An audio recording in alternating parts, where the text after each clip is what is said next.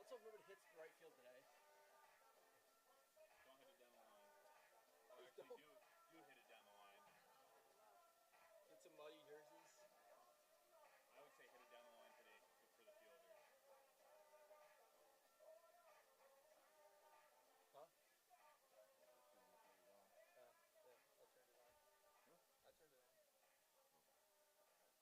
I'm on top of it. But I mean, like, is it Oh, yeah.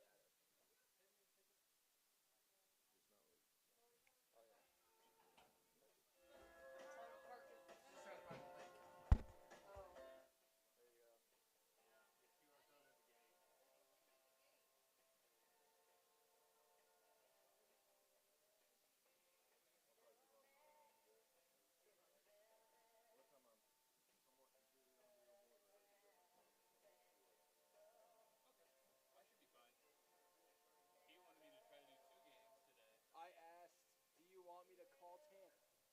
And you said yes. You said yes, please. But in my mind, I did. Beautiful thing about text, you get receipts. Check in with other Tanner first to see what he was doing. You said other Tanner. I was tired, man. It's like 6:20. I was still tired. Yeah, that's fair. Forget that I have a baby on the way. I did forget that. Good call out.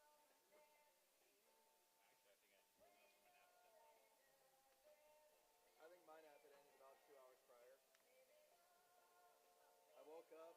I slept for about an hour and a half. Woke up around 2 o'clock. Texted Steve, "Are we playing?" I saw no, and I went right back to sleep. Did Chris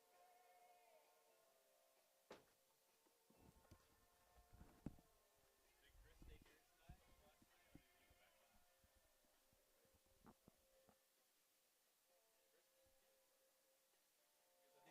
last night, or did he go back home? I think Lauren's down there. And good morning, ladies and gentlemen. Welcome to Woodworth Field at the Kalamazoo College Athletics Field Complex for this morning's MIAA Winners Bracket matchup in the MIAA Tournament, featuring the number 1 seed, the Hornets of Kalamazoo College, and the number 2 seed, the Bulldogs of Adrian College. Good morning again. My name is Zach Metz. Next to me is Tanner White. Tanner, a year ago, the Hornets were in this position. What has to be different this season? Yeah, they made their last magical postseason run in 2022, heading all the way to the regional. They've got to jump out front, got to score a lot of runs early on today. Timely hitting's been great for them. They run hard, steal bases, and create chaos. You get to pitch with a lead, and your pitchers get real comfortable. That's Kalamazoo's formula for winning today. Let's take a look at this morning starting lineup. The morning stuff is messing with my head already. Right, it didn't come out right. Yeah, the morning lineups today. First up for the Hornets, who will be the visitors in this game because of a coin flip. They are coached by Mike Ott in his 12th season. Leading off, the shortstop, number 3, Cooper Mills. Batting second, the catcher, number 9, Harrison Posat. Batting third, the third baseman, number 7, Ryer Reinhardt. Batting fourth, the second baseman, number 14, David Steckow. Batting 5th, the first baseman, number 23, Robert Newland. Batting 6th, the left fielder, number 10, Tanner Hawkins. Batting 7th, the center fielder, number 33, Lucas Bolton. Batting 8th, the designated hitter, number 18, Logan Lockhart. Batting 9th, the right fielder, number 42, Cam Kelly. Pitching today for Kalamazoo, number 20, Braden Musat. We move on now to who will be the home team, the Adrian Bulldogs, and their starting lineups. They are coached by Craig Rainey in his 31st season, piling up one of the most impressive coaching resumes out there in Division III baseball. Leading off and playing right field, number 10, Joe Casale. Batting second, the shortstop, number 5, Nick Bruder. Batting third, the designated hitter, number 20, Edward Wagner. Batting fourth, the first baseman, number 30, A.J. Miranda. Batting fifth, the third baseman, number 17, Ryan Davis. Batting sixth, the catcher, number 25, David Kedrow.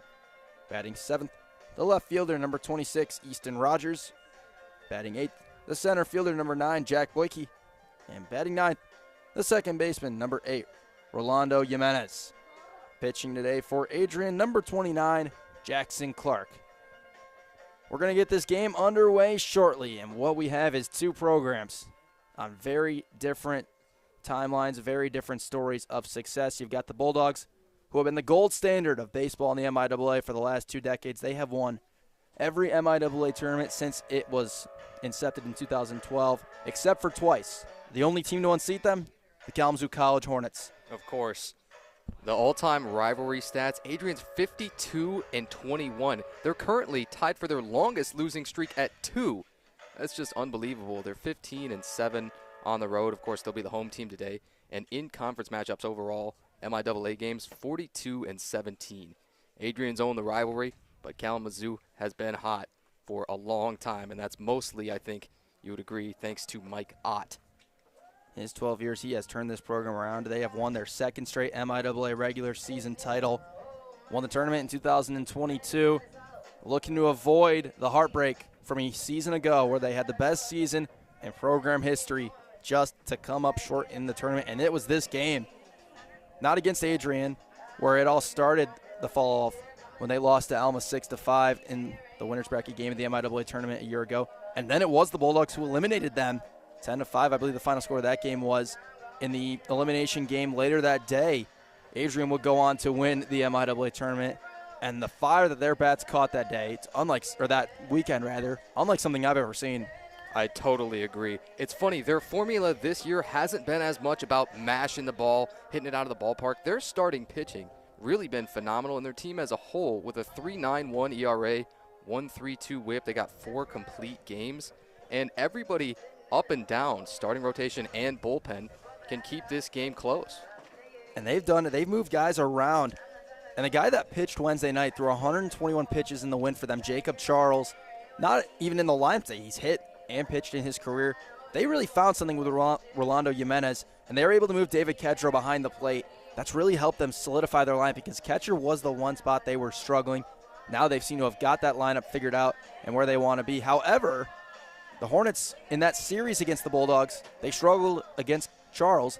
They didn't struggle against the two guys that they also saw. One of them they're going to see today in Jackson Clark. What's the formula for Kalamazoo? Just do what they do? Like I say, you got to get a bunch of guys on, string hits together. That lets you get all that chaos on the base paths. They've been a little bit quieter the last couple of games out, but heading into the final week of the season, they were absolutely tearing it up on the bases. Stole 12 in a game against Olivet, which was, of course, the program record for a single game, as you might imagine. It's guys like Robert Newland, David Steckow, when they get on the bases, it's almost turning every single into a double. You just expect them to swipe bags. We're just a few minutes from getting this game underway. The coach is meeting with the umpires at home plate right now. Then we will get the starting lineups and the national anthem played in just a few minutes. We thank you all for tuning in to this morning's Game 1 of our triple header of MIAA baseball today here for the 2024 MIAA baseball tournament. We thank you all for tuning in. Zach Metz here next to me, Tanner White. We hope you stay tuned all day and enjoy the first matchup featuring the number 1 seed, the Hornets of Kalamazoo College, and the number 2 seed, the Bulldogs of Adrian College.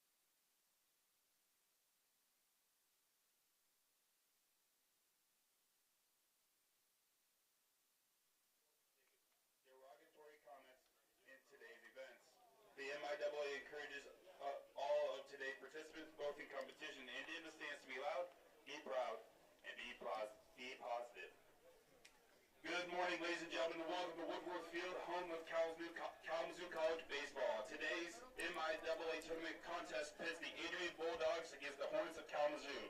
Let's see the starting lineups. First, for the visiting team on the scoreboard, the Hornets. Leading off a senior, number 3, the shortstop, Cooper Mills. Batting second, a fifth-year senior, number 9, the catcher, Harrison Kozak. Batting third, a sophomore, number 7, the third baseman, Ryer Reinhardt. Batting fourth, a junior, number 14, the second baseman, David Steckow. Batting fifth, a sophomore, number 23, the first baseman, Robert Newland. Batting sixth, a junior, number 10, the left fielder, Tanner Hawkins. Batting seventh, a senior, number 33, the center fielder, Lucas Bolton. Batting eighth, the sophomore, number 18, the designated hitter, Logan Lockhart. Batting ninth, the sophomore, number 42, in right field, Cam Kelly. And pitching for the Hornets, a senior, number 20, Braden Musat. Kalamazoo is coached by Mike Ott and assisted by Matt Ellenbest, Brendan Craig, J.B. McBride, Matt Rayfeld, and Ryan Beadle. Now for the home team on the scoreboard, the Bulldogs leading off, number 10, the right fielder, Joe Casal. Batting second, number 5, the shortstop, Nick Bruder. Batting third, number 20, the designated hitter, Teddy Wagner. Batting fourth, number 30, the first baseman, A.J. Miranda. Batting fifth, number 17, the third baseman, Ryan Davis. Batting sixth, number 25, the catcher, David Kedrow. Batting seventh, number 26, the left fielder, Easton Rogers. Batting eighth, number 9, the center fielder, Jack Boyke. Batting ninth, number 8, the second baseman, Rolando Jimenez. And pitching for the Bulldogs, number 29, Jackson Clark. Adrian is coached by Craig Rainey and assisted by Gunnar Rainey, Aaron Klotz, Charlie Solis, Tyson Harrington, and Ben Sullivan. Now, would you please rise, gentlemen, remove your caps and face the flag located above the scoreboard in center field to honor our country with the playing of the national anthem.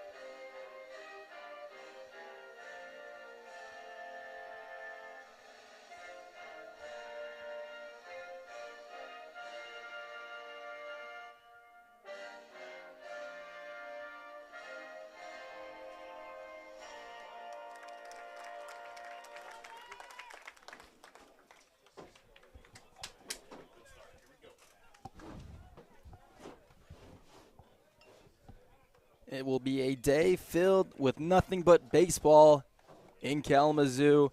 Game 1 of 3.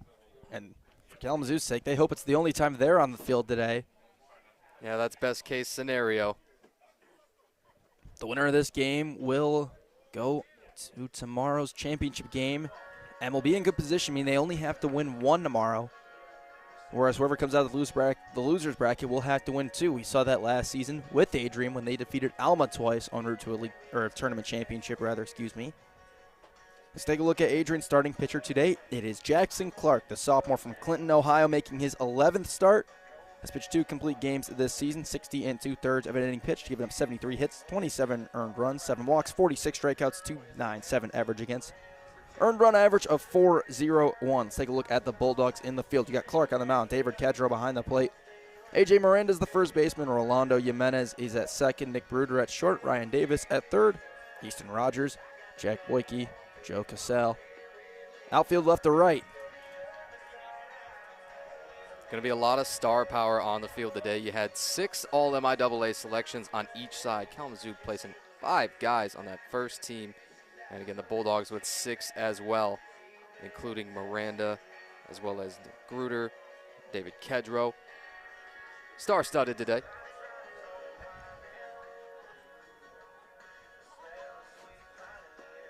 You mentioned a couple of years ago some of your favorite words in baseball. Balls ain't coming down. Sure. I think I've got you beat. I'll tell you those in just a couple of moments. And I don't think you're going to disagree. Yeah, don't make me wait. Don't you worry. Cooper Mills will come to the plate. My 2 favorite words in baseball, play ball. Cheers. Cooper Mills will dig in. Here we go for day 2 after waiting a day for the MIAA tournament. My clock here reading 10:02. Clark winds up, throws the first pitch. In for strike 1, time for Hornet baseball once again. And it's 0-1 to Mills. Clark working quickly. Here comes the 0-1 again. In for another strike. Mills batting .338 with 31 RBIs. He had 2 of them in that win over Alma on Wednesday. Quickly, here comes an 0-2 in the dirt. Had 4 hits, a 4-for-5 day with 2 runs batted in. For the senior from Orchard Lake St. Mary's. Just so many at-bats, so much history between all of these guys who've been around. Mills looks at a pitch that misses just high. There you establish the boundary of your strike zone. The higher called strikes around the chest or so, not going to get them. 2-2. That's down and away, and after being behind 0-2, Mills works back to a full count.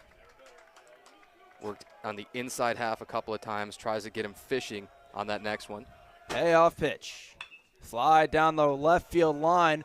If it's fair, it's trouble. It lands foul just by inches.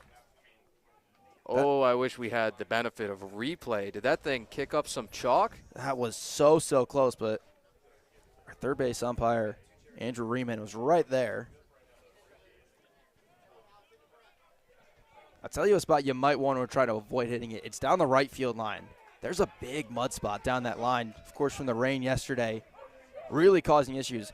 The players and coaches were here for 2.5, 3 hours yesterday after the rain stopped trying to clean it up. 3-2 again popped up. This one into shallow right.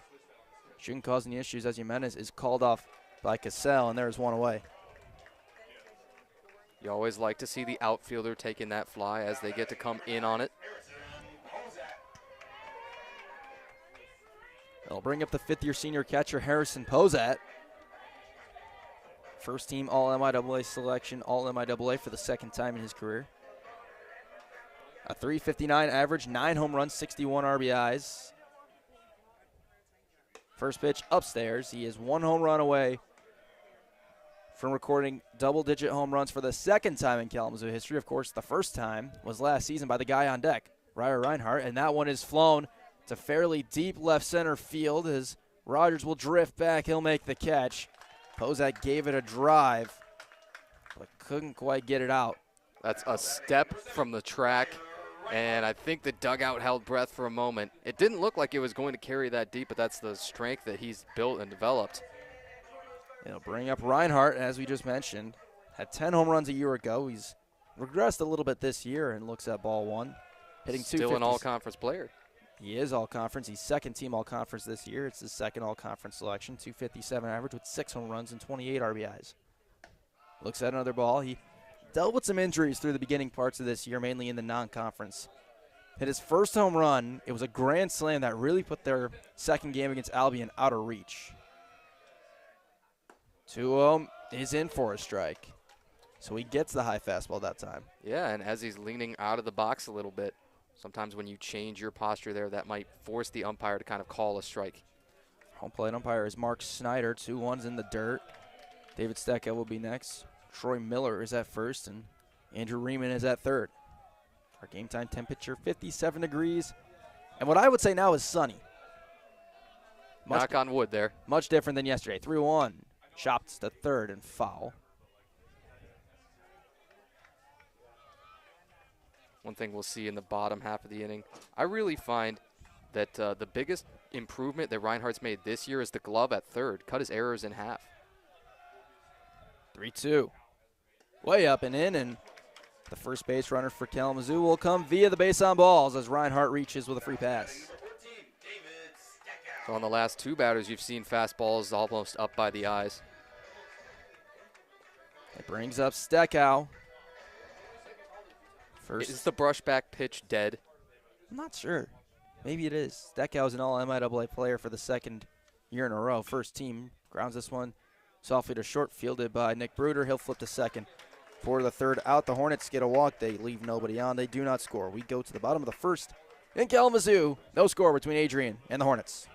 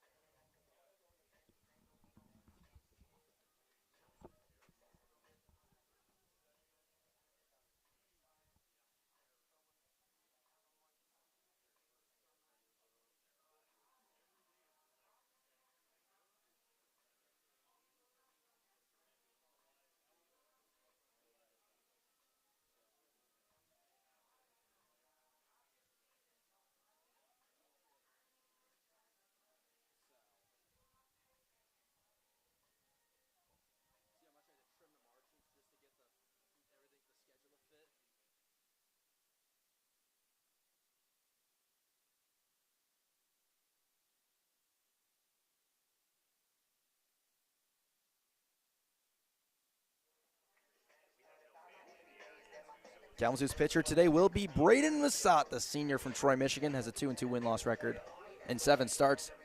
Or rather, he's got 5-1 in 7 starts. I was reading his numbers at the plate. He's got 35 2/3 of an inning pitched, 30 hits, 16 earned runs, 21 walks, 43 strikeouts, a 1.43 whip, 2.11 average against, 4.04 ERA. Let's look at the Hornets in the field. It'll be Massat on the mound, Harrison Hozat behind the plate, Robert Newland at first, David Steckow at second, Cooper Mills, the shortstop, Ryer Reinhardt at third. The outfield from left to right, Tanner Hawkins, Lucas Bolton, and Cam Kelly.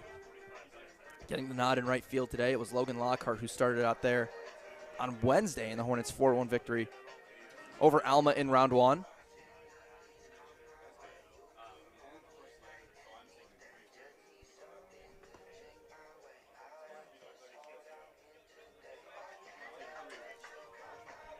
And we will start the bottom of the first for Adrian. It's Joe Casal with a .325 average, 2 home runs, and 23 runs batted in. Casal had himself a whale of a series when these two teams met in the regular season. Back on the first game of the doubleheader on April 14th, a 5 for 5, 3 runs scored and an RBI. Massat will work from the windup. The first pitch is a fastball in for a strike. Here's a storyline to keep an eye on. Adrian didn't see Massat in the first time around. He didn't pitch with an injury. How much of a difference do you think that makes going into this game? As that one's on the line to short, it'll get by Mills. For Casal, clearly not that much. Yeah, that's exactly my analysis of it as well. Now, the history, of course, like I said, there's tons of it between everybody that's been around, especially guys who have who played in that last tournament matchup. I think everybody knows everybody in the MIAA. There's no more secrets at tournament time. Just comes down to performing. There's no history between this matchup. It's Nick Bruder, the freshman, coming to the plate. .406 average with 34 runs batted in. Looks at a pitch inside. Casal has 11 stolen bases at first. As Massat now working out of the stretch. Middle infield sitting at double play depth. That's in for a strike. Evens us at 1. Adrian overall on the base paths, 50 stolen bases. Kalamazoo, well, certainly as they get on, should hold the advantage in the base running game. 1-1. Casal bouncing around at first. He won't go. 1-2 or 1-1 is outside to make it 2-1. Bruder at the plate in his first collegiate baseball season is, I think without any debate, become a first-team All-MIAA player. And really, if we awarded a newcomer of the year, could definitely be in line for it. He would be my nomination. 2-1 is inside again, but it's strike 2. Count is even. That's the same location that they were working Cooper Mills to lead off the ball game. A little bit down, a little bit in. Hard to do too much damage.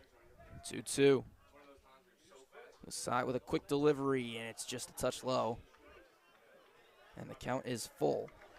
I think I would have been willing rather to go hit and run, maybe on a 1-1 pitch. A little bit deep in the count now.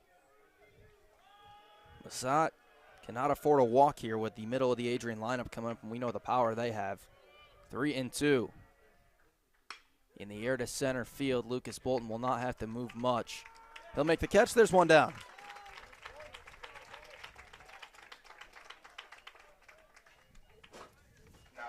Fly deep, and the defensive positioning from Kalamazoo is really underrated. We don't always get a chance to mention it, but very rarely are they in the wrong spot. Comes down to scouting, preparation, and the mid-game adjustments. The left-handed Eddie Wagner comes up, a senior from Toledo, with 311 as his number in the batting average category. He's got 2 home runs. Looks at a ball. 17 walks this year drawn, too. He gets on base at a very high clip. He had a good series as well in the regular season. Between these two, went 3 of 8, 3 RBIs, scored a couple of runs.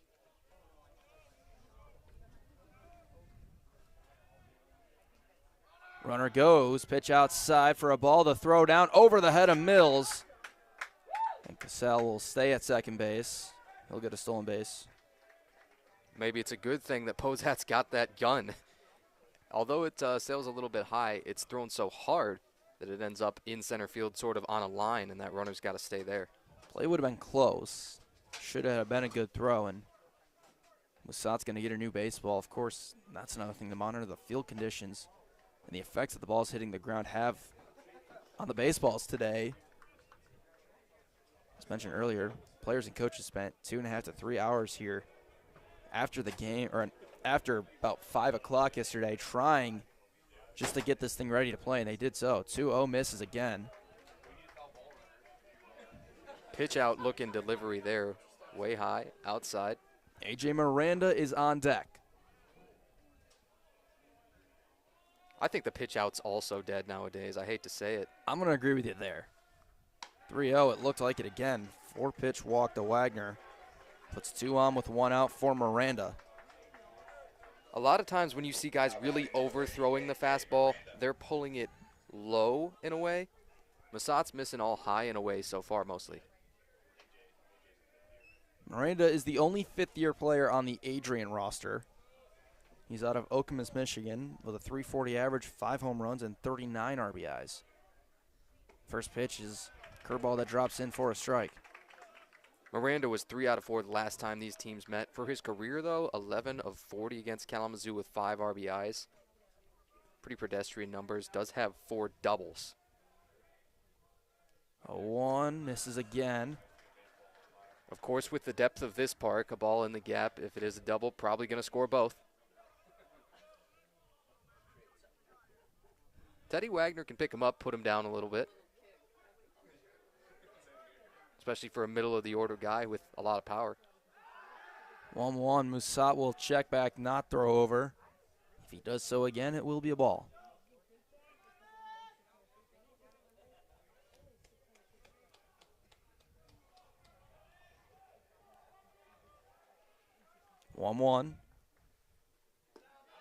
Changeup drops in for a strike. 1-2. Kalamazoo wearing white today. You don't typically see the visiting team, quote unquote, wearing white, but we have that today. The letters or the numbers rather, in silver outlined in black. Letters in black outlined in silver. 1-2 is upstairs. Adrian in all black today. They got the gold and white stripe down the side. They got the letters and numbers in gold, outlined in white. And I love the striped sock. I think that's a classic. Yeah, they got those yellow stripes, 3 of them around the sock. Little jam job. This is the Mills. Could be 2, 6, 4. The throwback is not in time. That's about as close as it gets there at first base. And if that ball's hit just a little bit harder, I think that's turned easily. Kalamazoo's turned 23 on the season so far. You know who's turned the most out of this tournament field is the Dutch. Hope's actually turned 32 of those to lead the league. And that puts them, I don't have the national rankings up in front of me, but I know that puts them near the top of the national rankings of double plays turn. Ryan Davis, the junior, will bat with 2 outs and runners at the corners, as the Bulldogs threatening to take an early lead. Fielder's choice put out at second on the last play. First pitch is inside. Davis batting .298 with 4 home runs and 31 RBIs.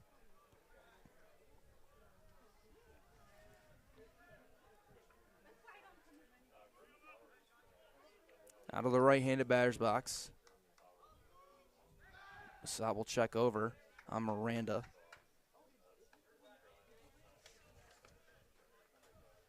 He has 1 stolen base this year. However, given the situation, do you think we see him on the move? On a 1-0 or 1-1, sure. Any deeper than the count? Rather, any deeper in the count than that? Probably not. Masat missed high with the fastball. It's the high fastball that majority of the time in the first inning hasn't gotten the call. This is going to be 20 pitches for Masat in the frame as well. Fortunate for Kalamazoo, the bullpen's rested. Talk about that in a moment. 2-0 is in for a strike with another fastball. They only had to use 2 pitchers on Wednesday. Jacob Davis threw 100 pitches, went 7 innings, was excellent. Brendan Oprinsky came in and got the save in 2 innings. Threw about 45, but he got a day of rest. Both these teams' bullpens are rested, ready to go, which is huge for these 2 teams going forward. 2-1. Fouled straight back. Masat 1 pitch away from getting out of the inning. What everybody would tell you, though, you don't want to see a bullpen. If you can stretch your starter as long as possible, get an absolute gem out of him, and if they can find sort of a legacy game, this is the absolute best time to have great starting pitching. It's really the key to winning this tournament is how good can your starting pitching be.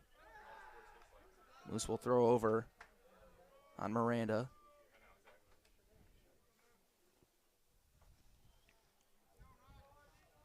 Still working mostly up and in. This could be a good time for a chase pitch in that left-handed batter's box. Posat sets up outside. 2-2 is upstairs, and the count is full. David Kedro is next. Miranda going to be on the move here as Newland will come off of first base. Big early pitch here in the first inning. Masat will step on. 3-2. Flied in the air to shallow center. Mills running a long way there, makes the catch in front of Bolton.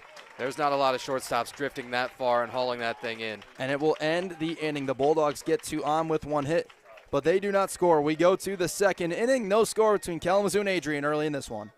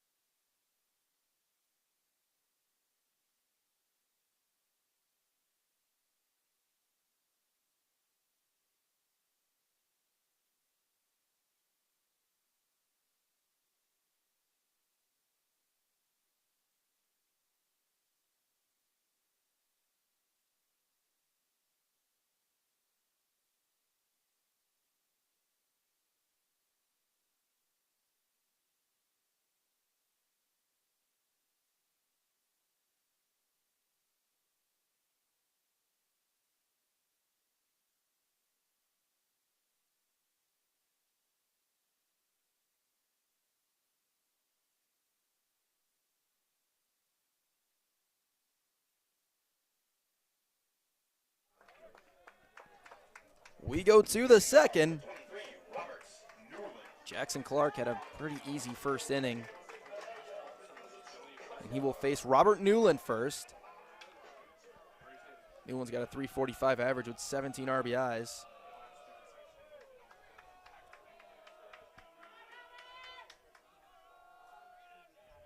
Clark from the windup throws a fastball that misses for ball one. All right-handed hitting lineup for Kalamazoo. You've got one true lefty for Adrian with Boyke and the switch hitter Wagner. Newland fouls this off.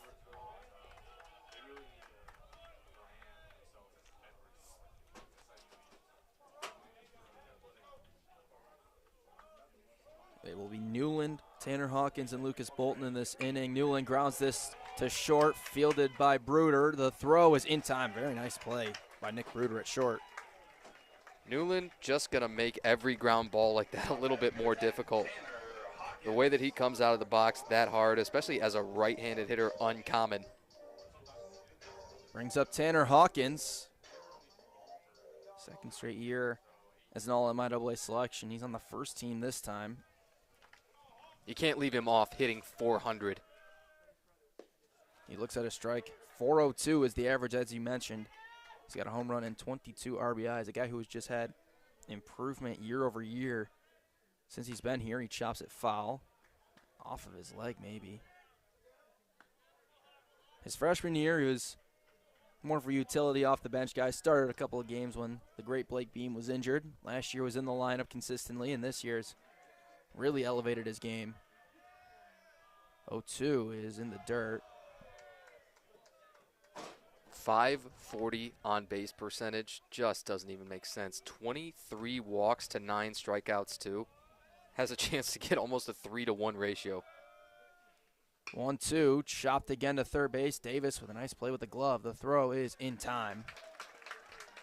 And 2 out, 2 down quickly is Clark making quick work of the Hornets so far. Adrian can really pick them all the way around. They fielded 968 for the season, 47 total errors. Kalamazoo at 959 coming in, but their most errors of anybody is Charles on the infield with just 9. And Charles not in the lineup today. Lucas Bolton looks at a strike.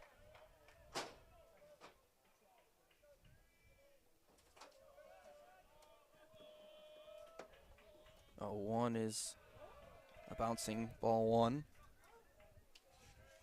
Bolton, the senior out of Kalamazoo, is hitting .258 this season with 27 runs batted in.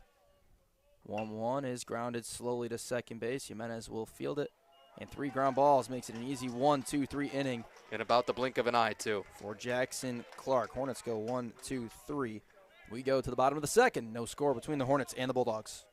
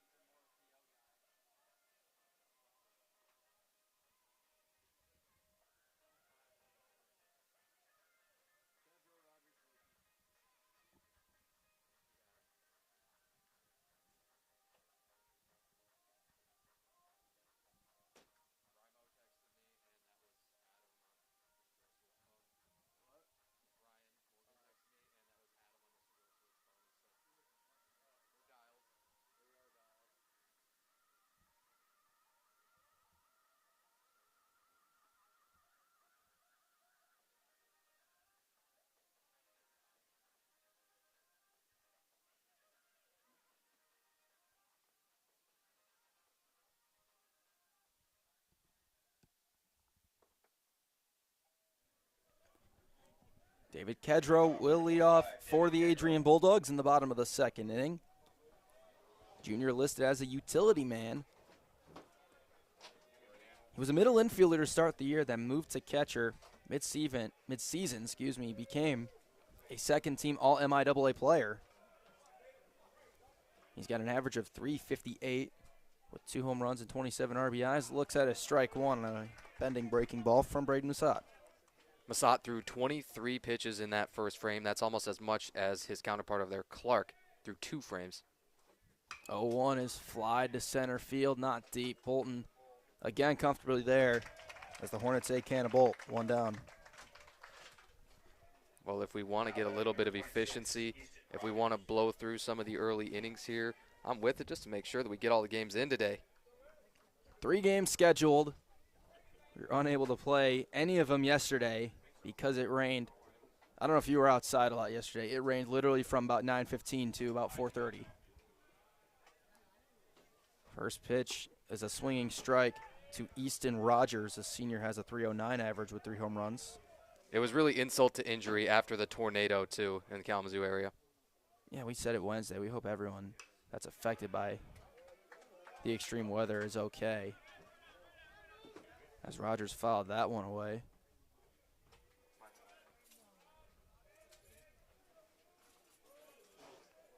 Oh-2. Fouled straight back as Rogers, who has swung at every pitch so far, stays alive. That's outside corner. Again, the formula has been mostly down and in from Massat so far. 0-2. And again, Rogers fighting it off. No punch outs in the first frame, but still 0-2. Really good time to spoil one in the dirt. He's had success with the curveball today. 0-2 is a fastball that's pops fouling out of play again. Yeah, Jack Boyke in the on-deck circle.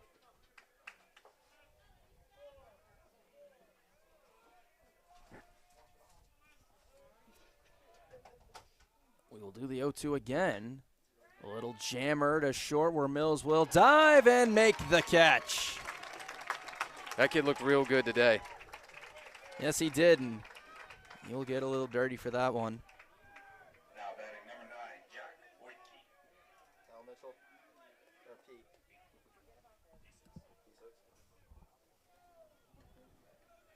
Brings up Boyke, as we just mentioned.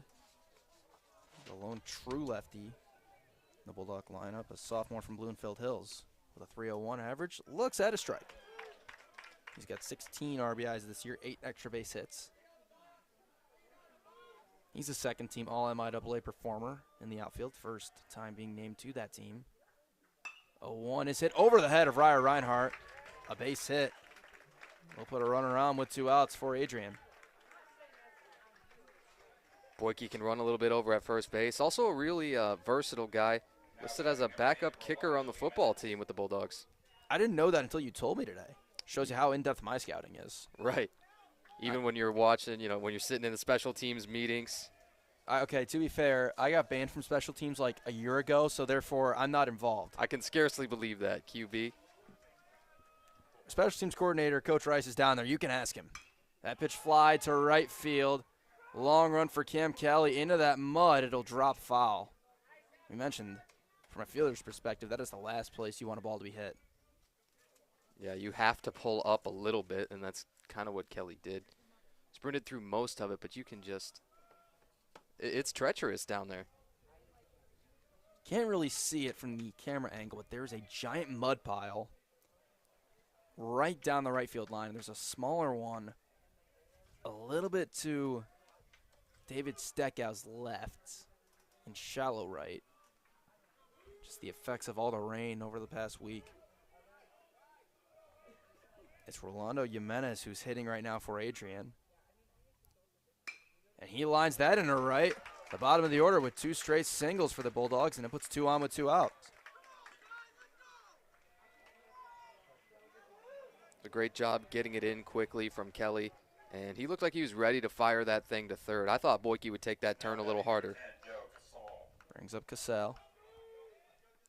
Of course, you can't make that third out on the bases, but you also really would love to get ahead first. Cassell 1 for 1. He singled, stole a base in the first. 3 hits for Adrian early in this game. He flies this one to the gap. Bolton running a long way, but he will get there. And again, Adrian threatens. Again, Adrian does not score. They get 2 hits. They leave 2 again. We go to the third. No score between the Hornets and Dogs.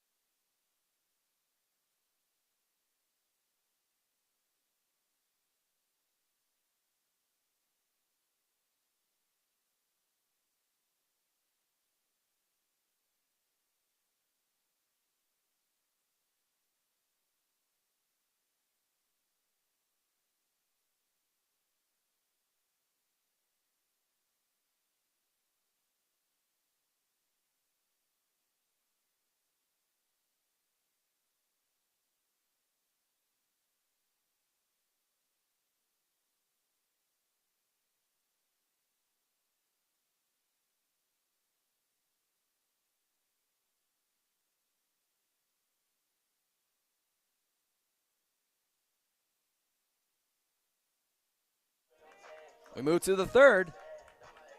And game 1 of our triple header today in the MIAA baseball tournament.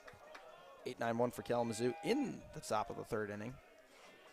Logan Lockhart looks at his strike. Jackson Clark for Adrian has made quick work of the Hornets so far. That was just his 27th pitch. Lockhart looks at another strike, and it's been with Clark. His command so far has been very, very good, other than one at-bat where he let Reinhardt kind of get away from him. Yeah, and only thrown 28 pitches so far. Got a chance to work deep. 0-2. They say Lockhart went. He's tagged out. And so a 3-pitch strikeout for Clark, 1 away. Yeah, I think that's a good call down there at first base. It was a delay on the appeal, but definitely further than you're allowed to go. Brings up Cam Kelly, who had been swinging a hot bat. It was a little cold to start the year, and looks at his strike. Alma is just rolling in right now, walking by the first base dugout. And my understanding was they stayed here the past couple of nights, as Kelly fouls that off.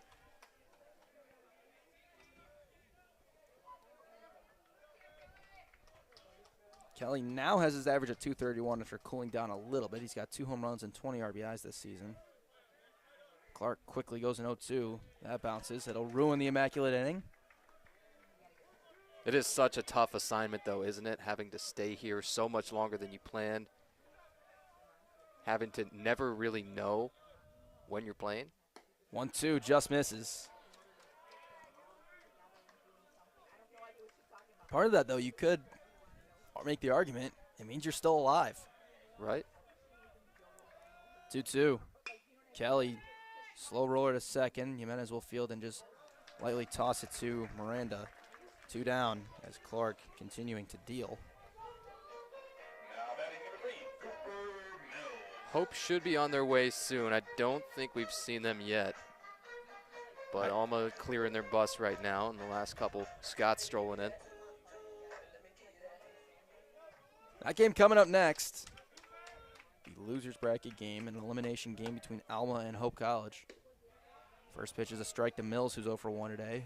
A fly out to right field. Hornets still searching for their first hit. And that likely won't be it. It's high in the air. It's not going to leave the infield as Bruder will make the catch.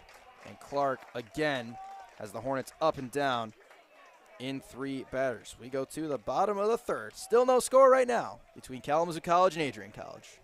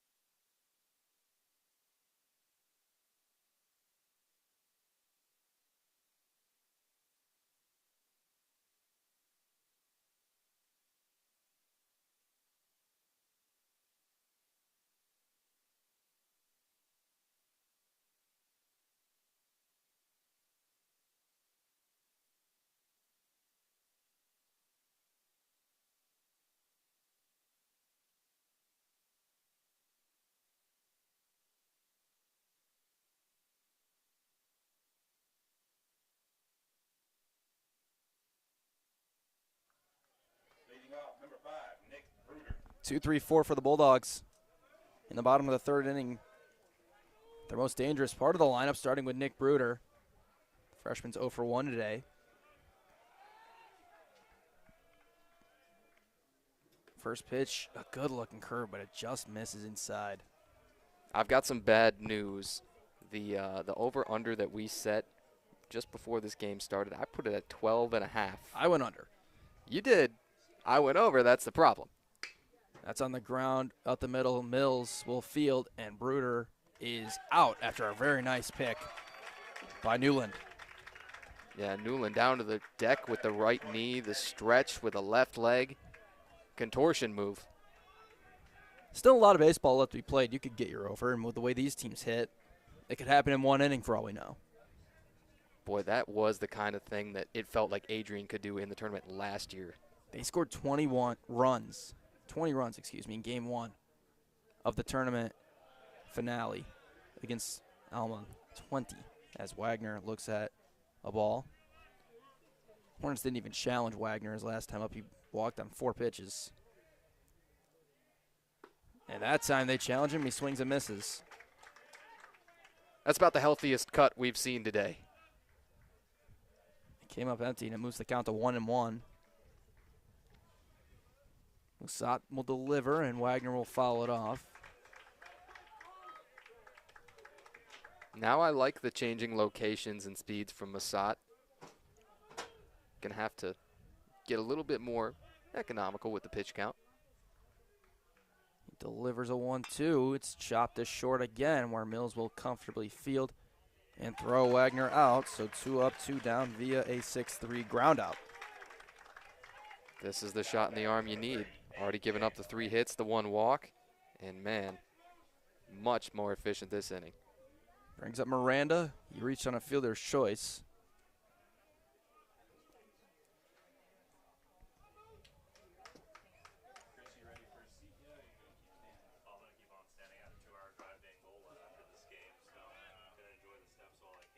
Pitch misses for a ball.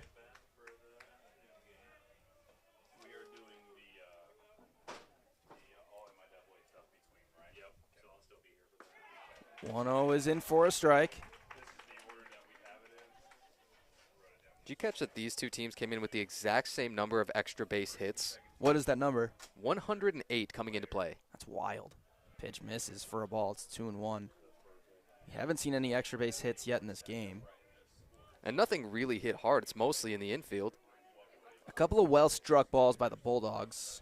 And then Mills had that foul ball that was inches from being fair. Yeah, that thing should have been extra bases. And, again, I wish we had the replay down the line. 2-1. Fastball is hit straight back, and it's 2-2. And when Musat's been getting the outs, it's largely jamming guys all the way in on the hands. On a 2-2 pitch, I like that. You could throw one more in the dirt, but you risk running it full. 2-2. He goes fastball, and Miranda late on it, able to fight it off.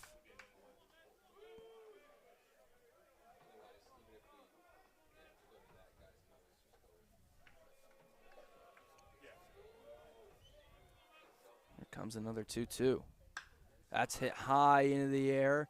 It's a fairly deep left center, but Bolton is going to get there and make the catch to end the inning. So Musat gets the Dogs up and down in 3. We go to the middle innings here. No score, Kalamazoo and Adrian.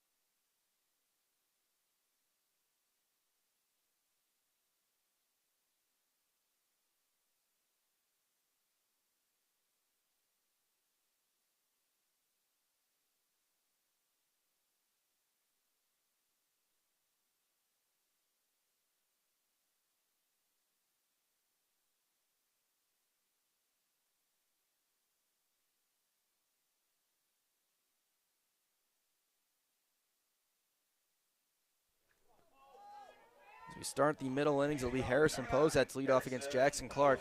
So far, Tanner, the story for Clark has been a lot different than the last time he faced the Hornets. Yeah, that's an understatement. That was a 4 1/3 inning start. Gave up 11 hits and 7 earned runs. Got shelled in a lot of ways in that game. Gave up a homer, a couple of doubles, a wild pitch, a balk, a hit by pitch. And now almost everything going right for him so far. He's given up just a walk, nothing else.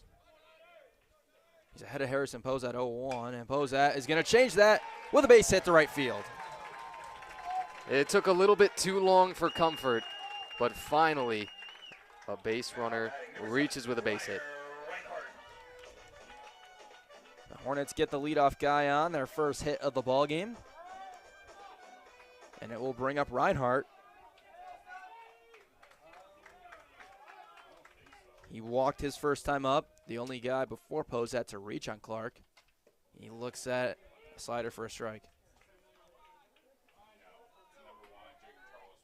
Both offenses can score a bunch of runs in a hurry. Leadoff guy getting on, good catalyst. Reinhardt misses over a changeup. Posat not a threat to steal bases per se. He has done it a couple of times this year. Yeah, don't jinx it if you sleep on him.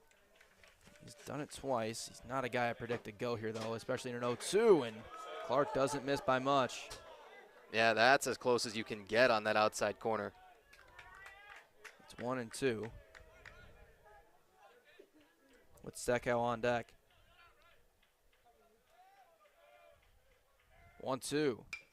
He's in the air to shallow right. It's a long run for Casal, who will dive, and he couldn't hold on to it. It's a foul ball.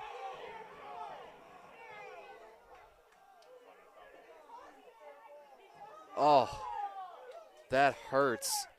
For such a phenomenal effort as that, dropping the ball cap and launching, ending up probably covered in the mud over there, to not come up with that catch. Really unfortunate for him. And the Hornets unhappy. They thought that ball landed in fair territory, or he was landing in fair territory is where he dove. It was called foul. Yeah, I could see the argument. We might lose that down the line in the camera picture. We do. I just took a look. Troy Miller made the call. And then time called by Kedro. As Reinhardt will await another 1-2. Can he take advantage of a little bit of a break? He checks the swing. He held up. The catcher's appeal. That is, it's a little bit audacious, but in a tournament game, you need it. Remember when Miguel Cabrera used to check himself? Oh, absolutely. And did you almost ever see him get rung up from that? No, he never did. He's one of the smartest hitters that ever lived. 2-2 to Reinhardt is hit high and foul out of play.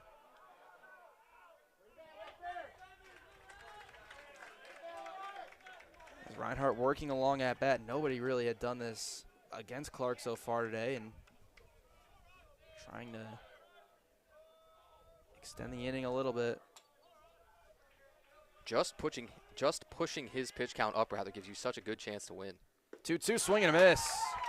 Now big fist bump from Clark as he gets the first out of the inning with a strikeout to Reinhardt.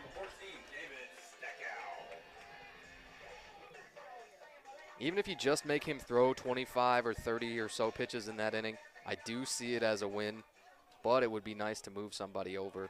Could even think about sacrificing Steckow here. He flies it foul. Steckow is one of the best at bunting for a hit. Do you think that's a potential play here? It could be down to Davis. You have Miranda holding the runner on at first base as well. I think it's in play. 0-1 is in the dirt. It is so tough sacrificing a guy like Steckow, though, who for almost the entire season was hitting 400 or better. Right now he's at 393. 21 runs batted in. He puts us on the ground. This could be 2. Bruder will field. Go 4-6. The throwback is not in time.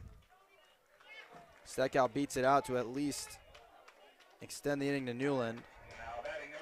There were some people holding their breath for the call there. So Steckow clearly beats that, and it's just a little bit delayed call from the first base umpire. Brings up Newland.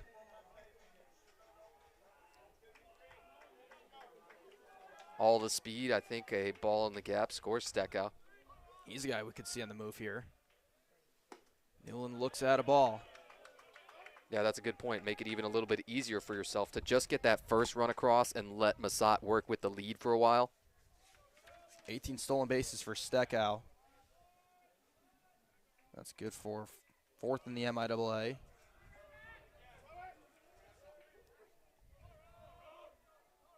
Counts 1-0. There he goes.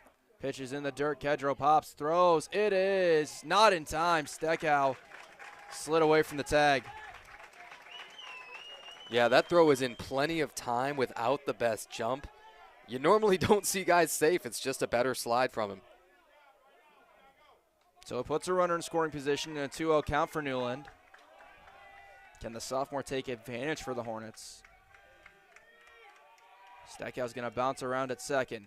2-0 is down and away. 3-0 with Tanner Hawkins on deck. And finally now, Jackson Clark got to dig deep. 3-0 pitch. In danger of 2 runners on with 2 outs and a big 2-out rally. 3-0. Take all the way, and it's a strike.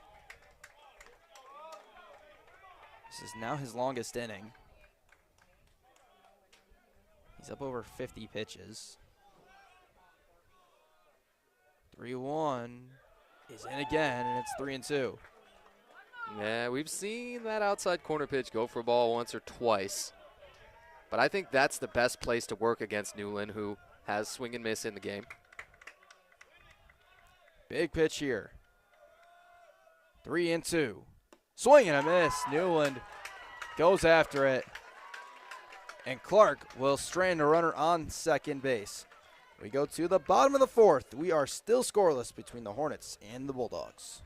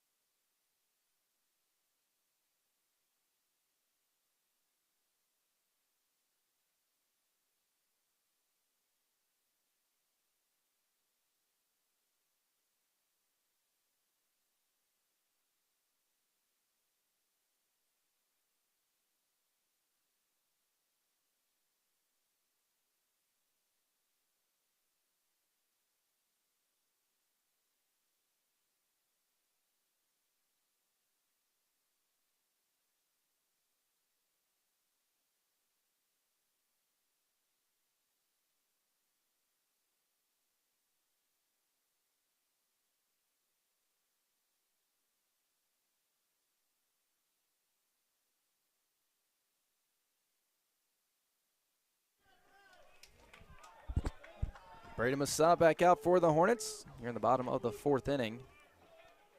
No score between Adrian and Kalamazoo.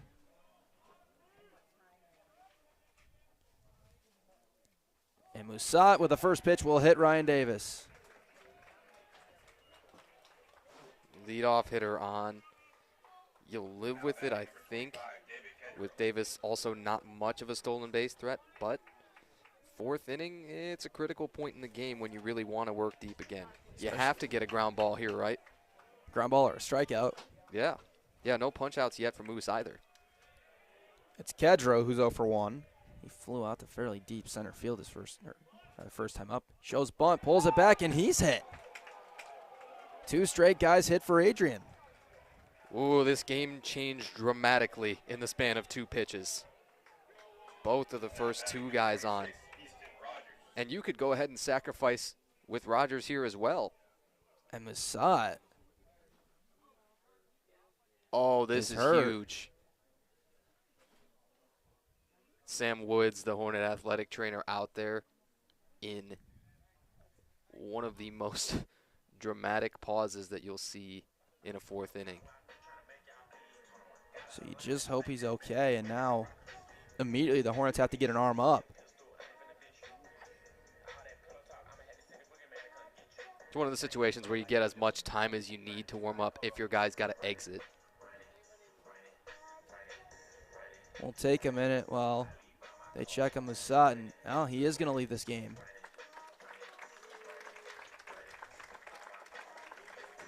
Drastically different ball game after 2 pitches here in the bottom of the 4th.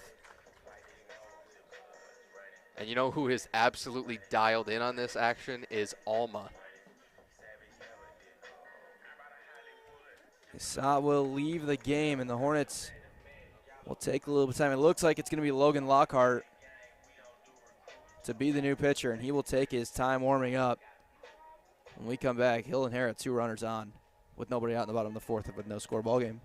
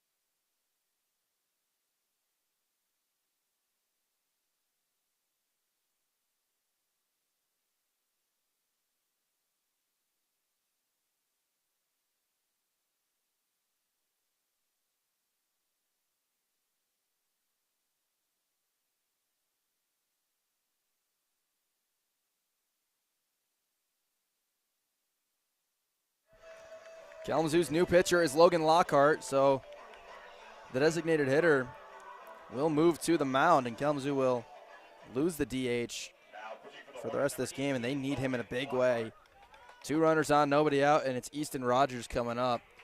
Lockhart this year has started 5 games on the mound, pitched 19 innings, given up 22 hits, 11 earned runs, 7 walks, 19 strikeouts, 1.32 whip, 2.59 average against, and a 4.50 ERA. Musat will inherit the 2 runners he hit. Rogers will show bunt, and the pitch is high. We absolutely anticipated that as you and I talked during the break. Guys with a lot of sacrifices. Bulldogs with 46 of them total coming into play, and this is probably your best chance to score multiple runs is to sacrifice Rogers right here. Corner infielders are in, ready for it. Rogers shows it, pushes it to first where Newland will field it. He will tag Rogers out. He does what he was asked to do. And I really like the location of that bunt. You just make Newland think about it, plus you make Steckow cover the bag instead of the pitcher. A bunt like that gives problems to an infield. It will give 2 runners in scoring position and an opportunity for Boyke, who is 1 for 1 today, already with a hit. That's a golden scoring chance. You could almost consider putting him on, but they're not going to. First pitch to Boyke is flown to center field. It's not very deep. Hawkins will come in. They collide. Bolton made the catch. The runners come into the play. It is not in time. Davis will score. Boyke gets the RBI. It is 1-0 Bulldogs. And if they don't collide, if you get a chance to get a little bit more momentum on that throw, is he maybe thrown out? It would have been close. It would have been close. Davis was in pretty comfortably. That run's going to go against Musat. Boyke gets an RBI, and the Bulldogs are on the board. You do get to hold the trail runner there at second base. That helps a little bit. Lockhart fires strike 1 to Jimenez. A run on 3 hits now for the Bulldogs. No runs, 1 hit for Kalamazoo.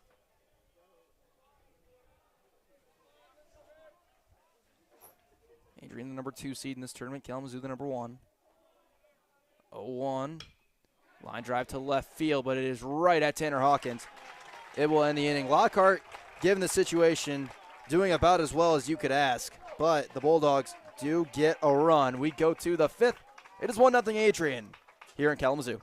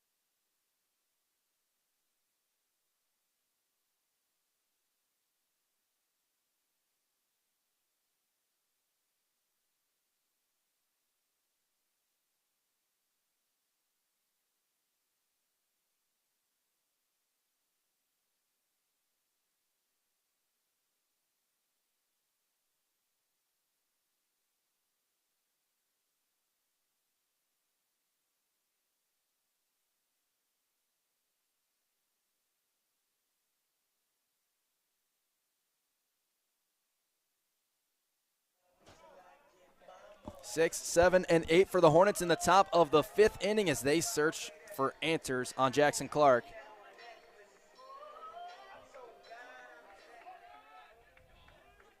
It's going to be pitch number 55 for him. And it is strike 1. Just as good as most of the other ones he's made so far. 1 hit, 1 walk, not a whole lot else. Hawkins, Bolton, Lockhart. Hawkins is 0 for 1 today. There's another strike. It's been Clark getting ahead in the count that has really played to his advantage. Yeah, that average at 0-2 versus even 1-1 so disparate. 0-2 is a check swing and it's foul.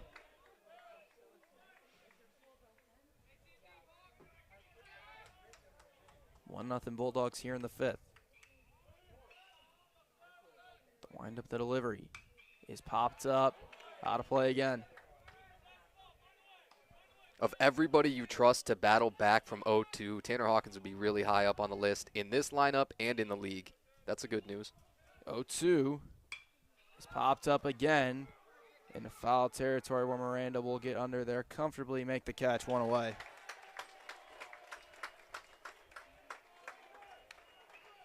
Jackson Clark still cruising. And the Bulldogs formula with the great starting pitching, the great defense is absolutely textbook right now. Brings up Bolton. He grounded out his first time up. There really hasn't been any hard contact from Kalamazoo today. As the first pitch misses for a ball. Bolton's a guy that's got the extra base pop, but Clark is just working those corners so well. Misses again, 2-0.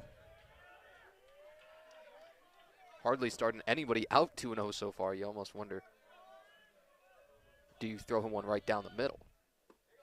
He misses down and in. Makes it 3-0. Here comes fastball in for a strike. Take sign on all the way there. We're almost halfway through this game. We just eclipsed 1 hour of game time. Oh, you shouldn't have said anything. 3-1 is fouled off.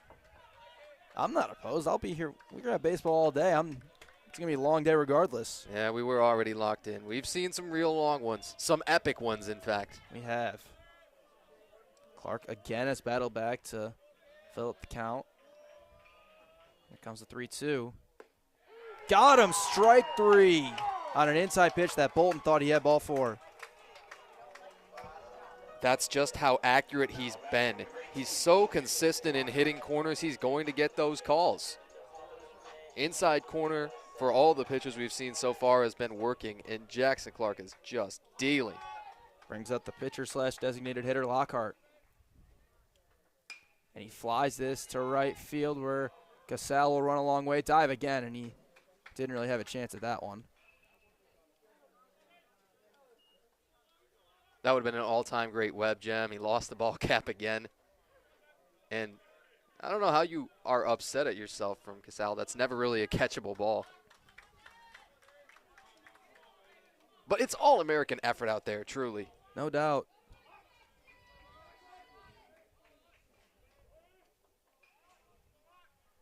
Here comes the 0-1. That's hit to left center. It will get down. A base hit with 2 outs. Puts a runner on for the Hornets. We like pitchers supporting the cause. Lockhart will at least give the inning one more at bat.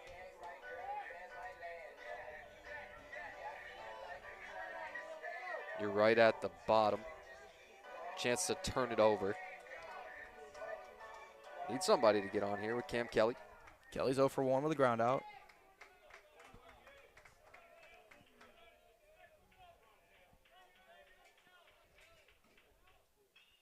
First pitch is in for a strike. Pitch count's still in really good shape. That was 68 for Clark.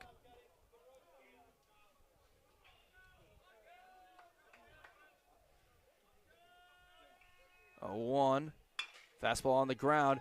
It's off of Clark, fielded by Jimenez at second. He will tag out Lockhart to end the inning.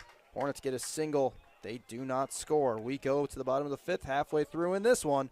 1-0 in favor of Adrian.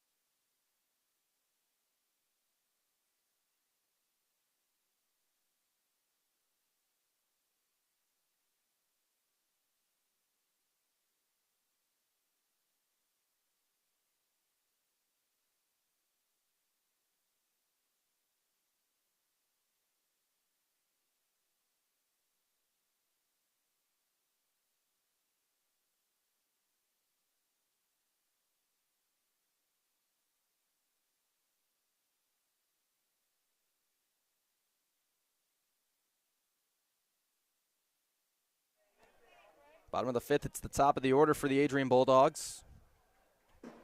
Leading this one 1-0.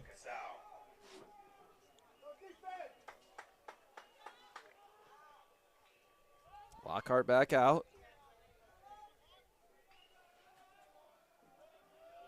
It took a bunch of small ball to scratch across that first run for the Bulldogs. He had the 2 hit by pitches.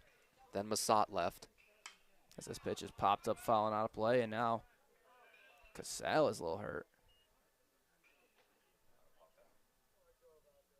Boy, we got another dramatic change to the ball game if he can't go.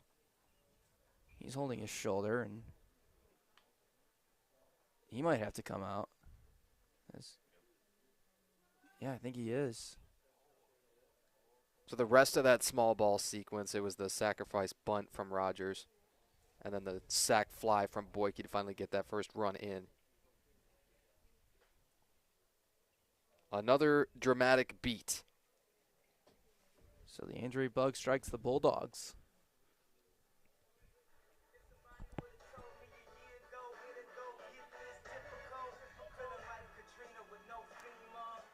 Looks like it's going to be Lincoln Hayward.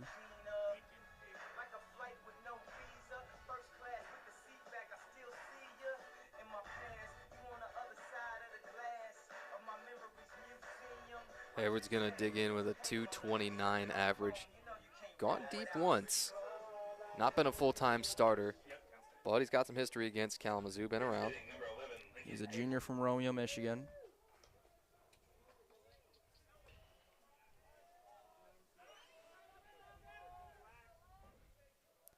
He will inherit an 0-1 count. They get another left-handed bat in, and he fouls it off. And that's a good point. Does give you a little bit of a different look. Left-hander at the top. Wagner, the switch hitter third, and then 8th with Boyke left-handed as well. He's behind 0-2. Lockhart misses outside.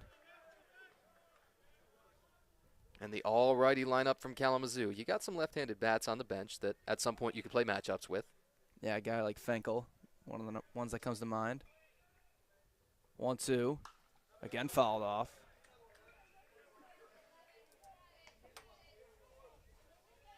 And Fenkel a really good defensive utility as well.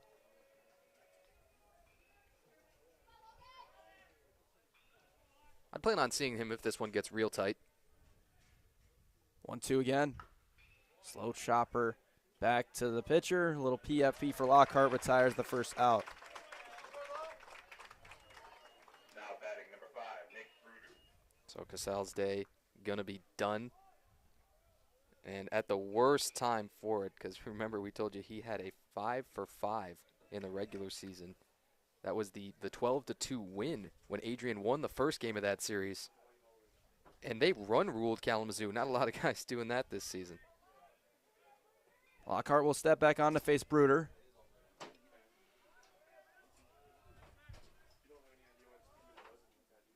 Bruder going to try and bunt for a hit. He's got a good chance to do it. Lockhart will grab, throw. It is not in time.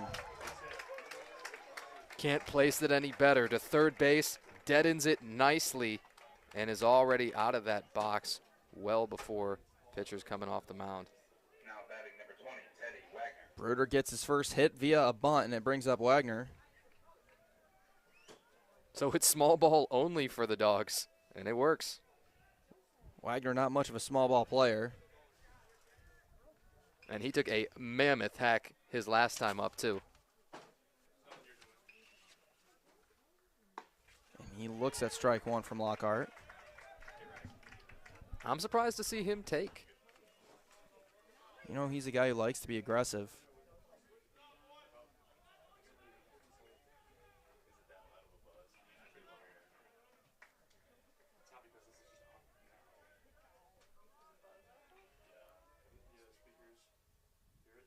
Bruder took one step back towards first. Off his lead, 0-1 fouled. Yeah, he had the healthy lead at first, plus the lean towards second, which can sometimes be that dead giveaway. It's the body language that kind of gives it away for you. Don't think he's going to be going here, but the way Wagner handles the bat, if it weren't 0-2, I would say it's a great chance for hit and run. Well, it is 0-2. Yeah, what it is a great chance for Lockhart to strike him out or run another one in on his hands for a ground ball. He misses high, and it's 1-2. That was what Massat did best for those 3 innings plus that he got to go. Sawing guys off right in on the handle. His final line, 3 innings, 3 hits, 1 earned run, a walk, no strikeouts, in line for the loss. 1-2 is outside.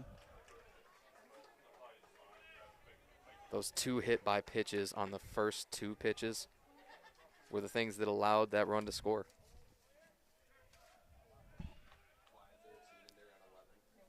But you wonder if he had a tweak earlier on in the ballgame. Bruder has 13 stolen bases this year. He's got the lead off. Fakes the go, pitches in the dirt, and it's 3-2 to Teddy Wagner. Usually you'll see Pozak try and backpick that runner there. Sort of pump faked it. Miranda on deck. Big pitch here, 3-2. Lockhart misses inside, so after getting ahead 0-2, he can't complete the out, and Wagner reaches, puts 2 on, 1 out for Miranda. With a lot of other guys, I think you could sacrifice here. With A.J. Miranda, absolutely not. He's 0 for 2 today.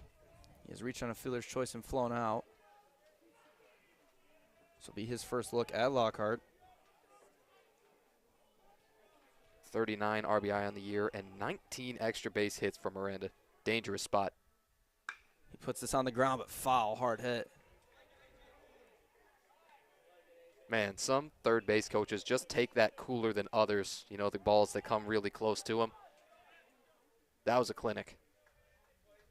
My favorite's when they field it. Yeah. The unofficial statistics, you know, they'll tell you they're fielding 1,000. 0-1. Lockhart from the stretch. Up and in. Nearly hit Miranda.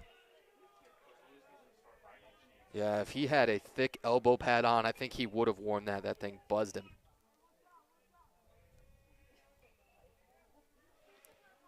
It's 1-1. Inside, breaking ball for strike 2 from Lockhart.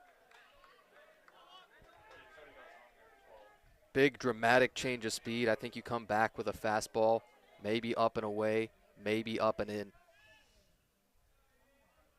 It's 1-2. Critical at bat in this game. Here it comes.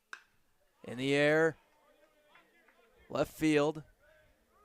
Hawkins there comfortably drifting near Bolton. Nobody will move. And that throw is right in on the base. Great job to stop that runner from tagging and moving up. And it means Davis will bat with 2 outs and 2 in scoring position.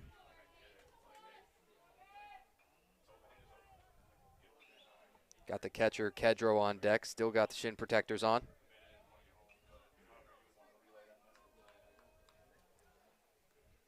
Lockhart will step back on. He's allowed the bunt single and the walk in this inning. Even with that, only 21 total pitches. Pitch in the dirt. It got away from Pozat. And the runners will move up. So that will heighten the situation even more.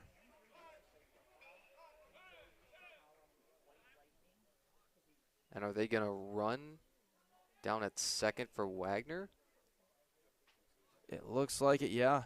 Yeah, I thought I saw him point down there, and yep, here comes our runner. Travis Lifford is going to be the runner, so Wagner's day is done.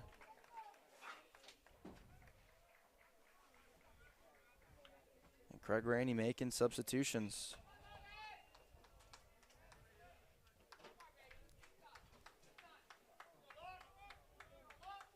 Chess match starts.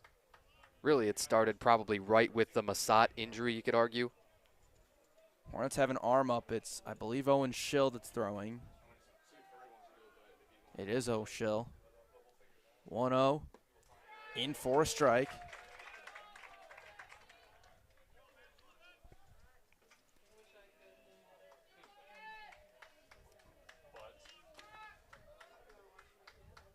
Cards are beating, and it's still just the bottom of the 5th in this game. 1-1. Here it comes. In the air. Shallow left. Hawkins in. Mills, did he catch it? No, he didn't. It's on the ground, and both runs are going to come in to score. Hawkins froze for just a moment. You always want to start back and come in, but maybe half a beat too late to start his break on that ball. And it's just past the outstretched glove. So both runs will come in to score. It's going to be an RBI double for Davis. You credit the base running, though, right? With 2 outs, you know that you have to treat that ball as if it's already down. And now Hawkins might be a little shaken up.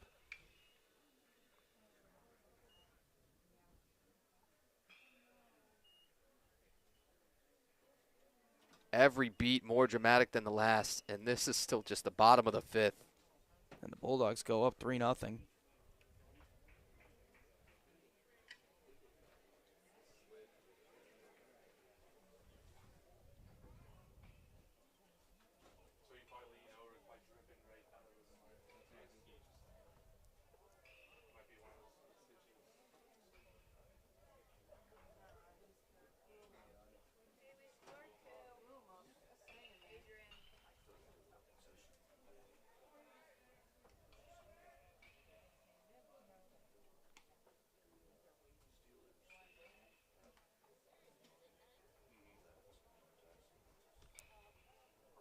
Three runs on 5 hits. No errors for the Bulldogs. No runs, 2 hits, no errors for the Hornets so far. And take the team to check on Hawkins.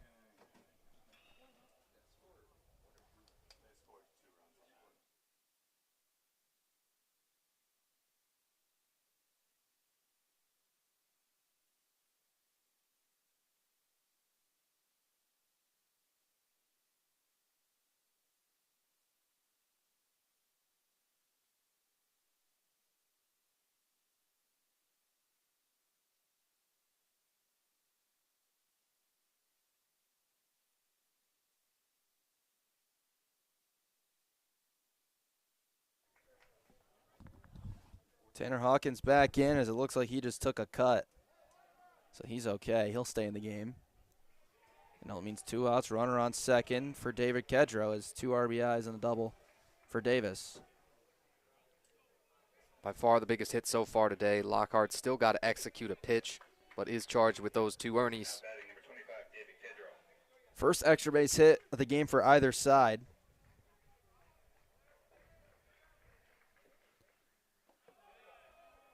Lockhart misses on the first pitch. That is a great block from Posat. It was officially scored a wild pitch, that one that moved the runners up before the double there. Counts 1-0. Here it comes. Missing up and away. We do have Owen Schill throwing, as just mentioned. They also at the top of the order due up in the 6th. And the question remains, can they crack the Jackson Clark code? Lockhart needs an out here first. 2-0. Swing and a miss. Or can you even push Clark enough to get him out of the game in, say, another inning or 2, get to the bullpen?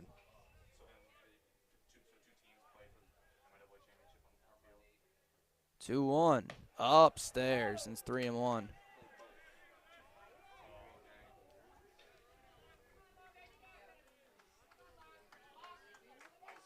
Not going to get any easier deeper into the at-bats. 3-1. Lockhart set. Here it comes. He missed it. Ball 4 to Kedro. Will extend the inning and bring up Rogers. I think you got to continue to credit the Adrian bats. Their patience, their willingness to take a strike and to take anything out of the zone. Their plate discipline has been great. Brings up Rogers. He's 0 for 1. He's got a sac bunt as well as a pop out.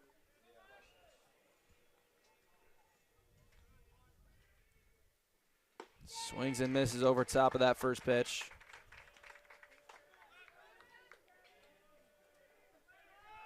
It's 3 runs, 5 hits right now for the Bulldogs. Kalamazoo still not out of the woods.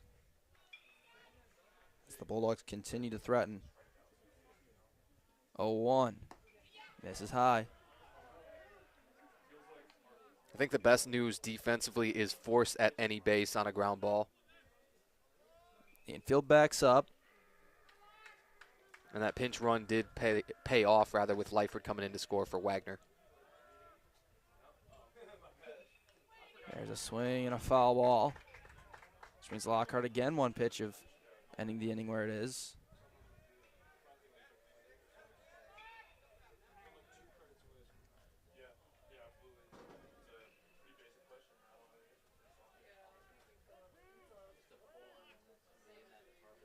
Lockhart comes set. A big 1-2 here. Is fouled out of play.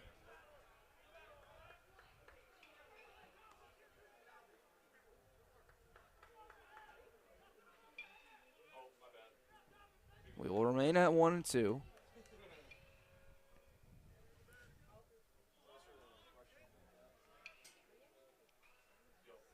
Lockhart with a long look at second. Sorry to cut you off. And that's hit on a line to left field. Hawkins going to drift back. He'll make the catch. It'll end the inning. Only thing I wanted to say is good news for Kalamazoo on offense. They're at the top of their lineup. That top of the lineup comes up next as the Hornets now trail it 3-0.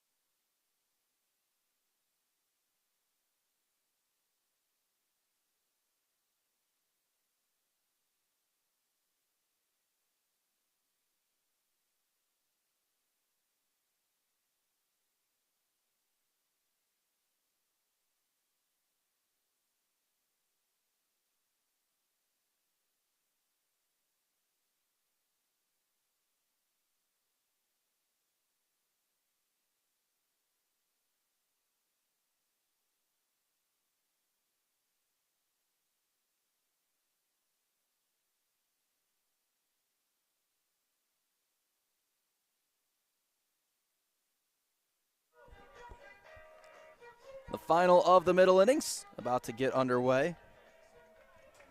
Hornets trailing at 3-0. Lincoln Hayward stays into the game in right field for Adrian. And Jackson Clark delivers ball one.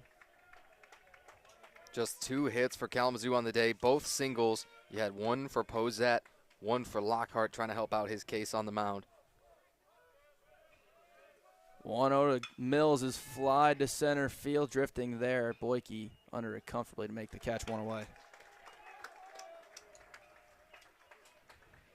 Now batting number 9, Harrison Posat. They still have not cracked Jackson Clark yet. 71 pitches through 5 1/3. Struck out 4, walked 1 with 2 hits. Spinning it. One of those 2 hits comes up now with Harrison Posat. Up and in at him.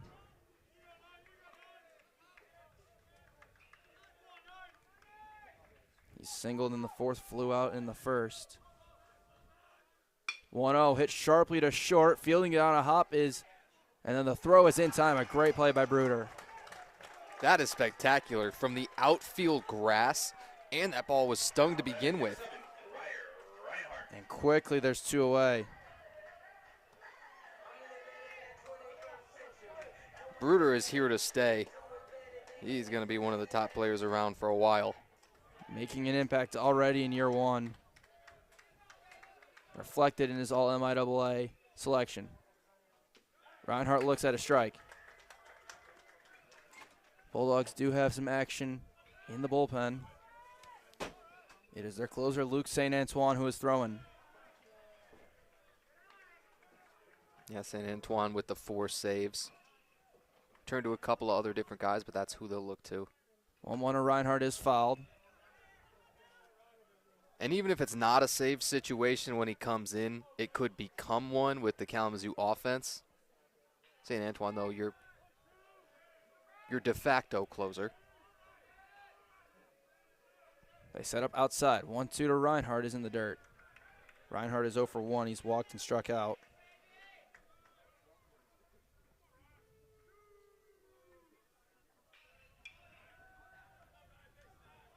2-2. Inside. And the count is full again to Reinhardt.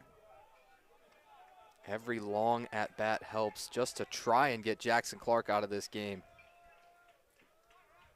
3-2. Reinhardt flies this to right center field. Boyke running a long way. He'll get there to make the catch. 6 scoreless for Jackson Clark. And the Bulldogs will take a 3-0 lead into the bottom of the 6th when we come back.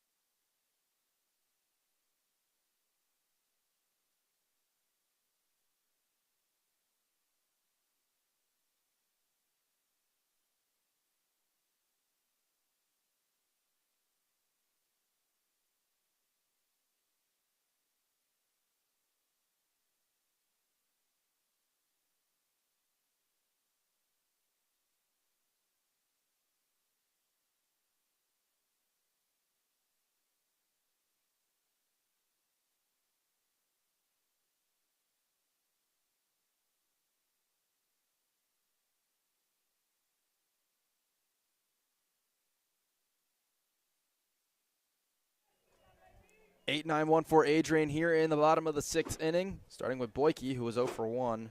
Single and a sacrifice fly for an RBI.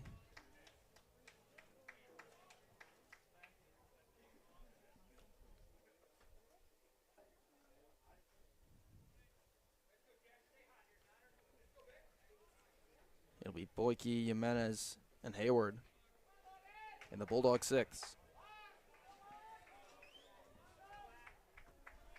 Lockhart's thrown 34. This might be his last inning in relief, do you think? I think it's certainly possible. First pitch is bouncing for a ball.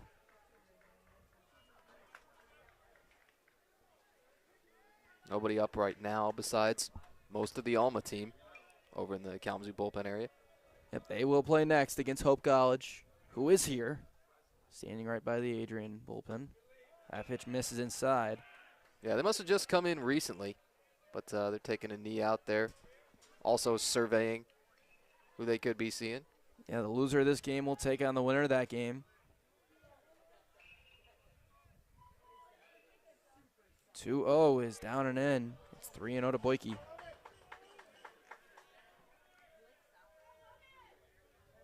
Boyke quietly got his fingerprints all over the game here. Got the sac fly. Been locking it down in center field. 3-0 pitch is in for a strike. Again, he kind of tries to draw the walk with the body language and hop out of the box a little bit. He doesn't get the call he was looking for, and it's 3-1. Lockhart delivers. That ball hit a rocket down the right field line, but fouling out of play. Yeah, it's a quick sigh of relief. Just a long strike. Jackson Clark's thrown 52 of 79 for strikes. It's a good percentage. It's not fantastic, but every other number is just splendid. 3-2, just misses. Very top of the zone, maybe, but the high strikes, we established it on the very first batter of the game, Mills. Probably not where you want to live. Brings up Orlando Jimenez, who was 1 for 2 today. Single and a hard hit line out. So left field. You think bunt's on play here, or is Reinhardt's playing for it? I think it's a good call. It worked really well last time they sacrificed. Yeah, he shows it. Pitch misses for a ball.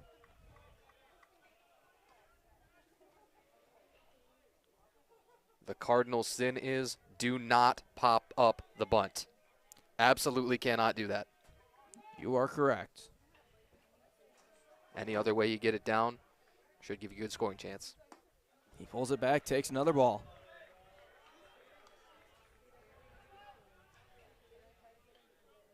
And out comes Matt Ellenbest. So a quick little mound conference here with a runner on, nobody out for the Bulldogs in the bottom of the 6th inning.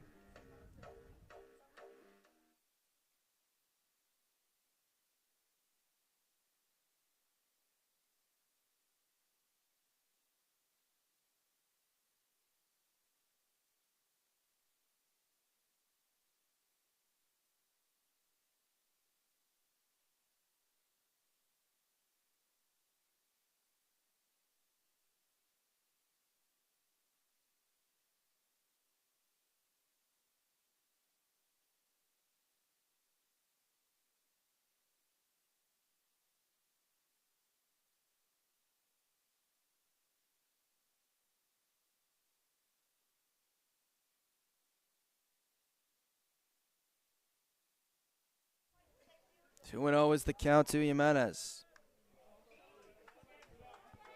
You think the bunt stays on here? I do. You're correct. It misses low, and it's 3-0. Lockhart struggling to locate right now. And 3-0, you don't even really have to try to bunt this pitch. You can just take all the way and then go back to it on 3-1 if you want. Or do you keep it on knowing you're likely getting a pitch in the zone? They keep it on, and he pulls it back, takes a strike. It's a close one. You can make the argument either way.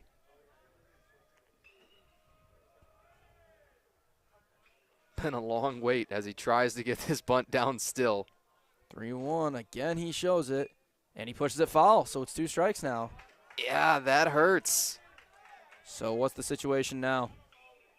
Well, bunt is off. Could you put the runner on the move? Probably, especially with how good the Bulldogs have been making contact and Kalamazoo not really striking anybody out today. Boyke's got 3 stolen bases. He stands at first. Big pitch, 3-2.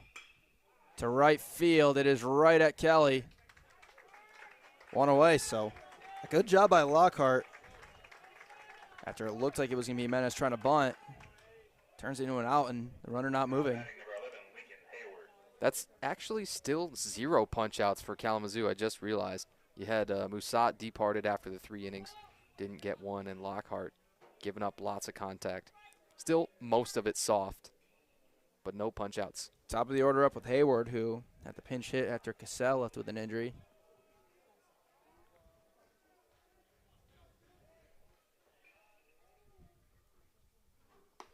He looks at a ball. He grounded out his first time up.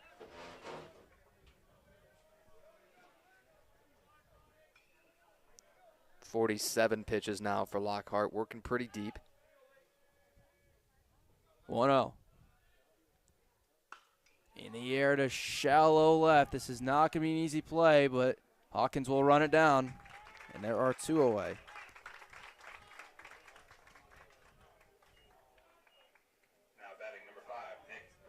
Brings up Bruder. He's 1 for 3.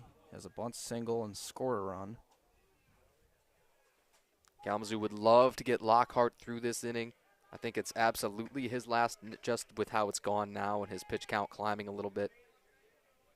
Not that you want to think ahead to another game, But if you don't have to burn him, you would love to save him. Bruder checked his swing. It's a strike anyway.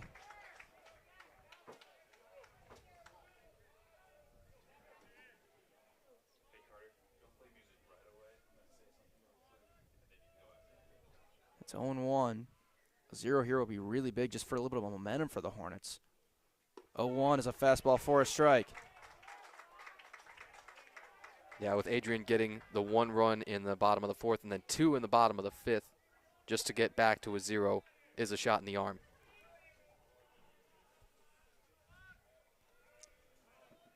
Boyke still on first base with 2 outs. He takes off. 0-2 is lined right at Mills. Sometimes it's better to be lucky than good. You're supposed to hit them where they ain't. Downside of trying to swipe a bag every once in a while. A huge out for the Hornets. We go to the late innings. Bulldogs leading it 3-0.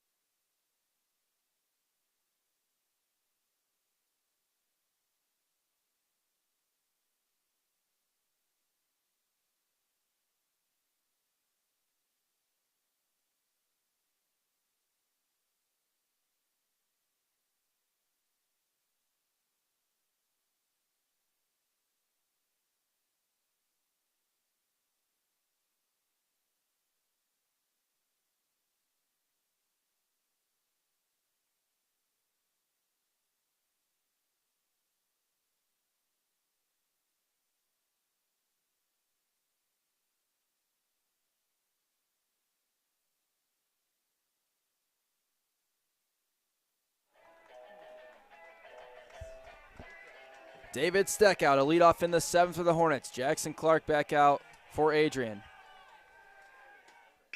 He grounds this slowly right at Clark, who will very easily get the out. And do you hear the alarm bells going off? They're saying it's time for the bats to wake up. Yeah, the Hornet dugout's the one trying to create and cause. I combined those 2 words for a second. Right. Create and cause the energy. We'll bring up Newland. He's 0 for 2 today. It's like Clark's just been hitting the snooze on him. Every 5 minutes he comes out there, dominates him for a few minutes, throws nothing but strikes, and gets weak contact, then goes back in. A couple of arms for Adrian. One of them St. Antoine, the other one's Lincoln Lipinski. 0-1. Newland lines this to left center. Extra bases this will be. Newland will head to second base. He will be in there standing up. The first extra base hit of the game for Kalamazoo. Newland going to do a little dance at second base. And the Hornets get a runner in scoring position. Plus, it might be time to turn that double into a triple. Don't know if he'll be going first pitch, but he's been adept at swiping even third base. By far, the MIAA leader has been way ahead of everybody on the pace for this whole year. 28 steals coming in. It brings up Hawkins. And then you've got more ways to get that run in if he's down at third base, too. A base hit likely brings him in from second. Ball 1 to Hawkins. Backed him away. Just looking to find that crack in the armor from Clark.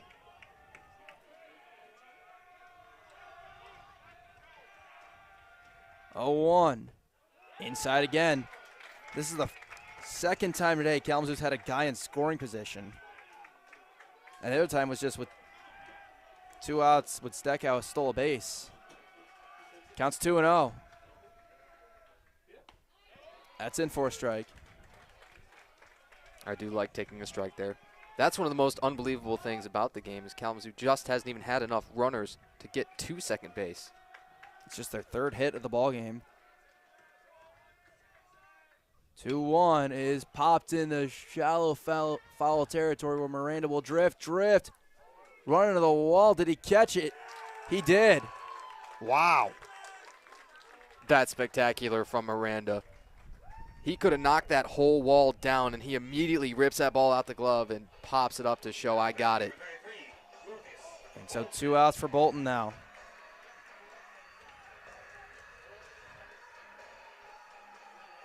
That formula continues to be absolutely textbook for the Bulldogs.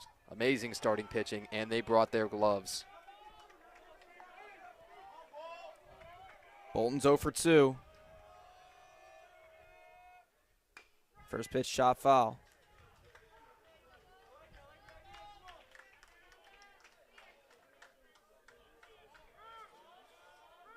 All is forgiven with a base hit here. And then we've seen Coach Rainey have short leashes before on guys.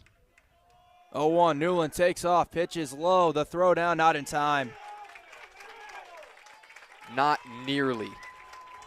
I don't even think that was close. It's just that top gear and the acceleration with how quick he gets there from Newland. Stolen base number 29 for Newland. Like we mentioned, now you've got more ways to get that run in. And a big mound visit coming too. In the middle of the at-bat. Counts 1-1. Bulldogs will take a mound visit, holding a 3-0 lead, and the Hornets threatening.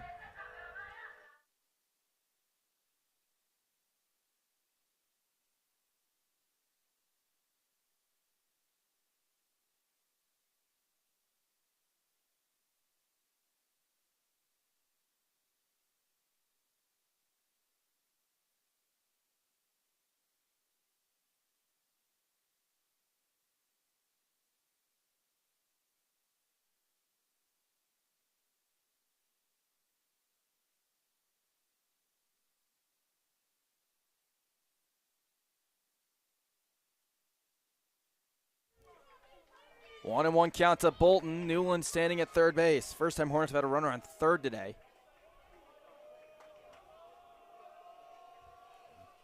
1-1. Bolton puts this on the ground. A dive. Making the play is Bruder. The throw is not away from Miranda. Bolton's going to head to second. He will be in standing up. It's better to be lucky and good. Bolton. That ball's hit slow and deep in that hole, and it's not too bad of a throw. It just made Miranda stretch. Bolton might have beaten it out anyway.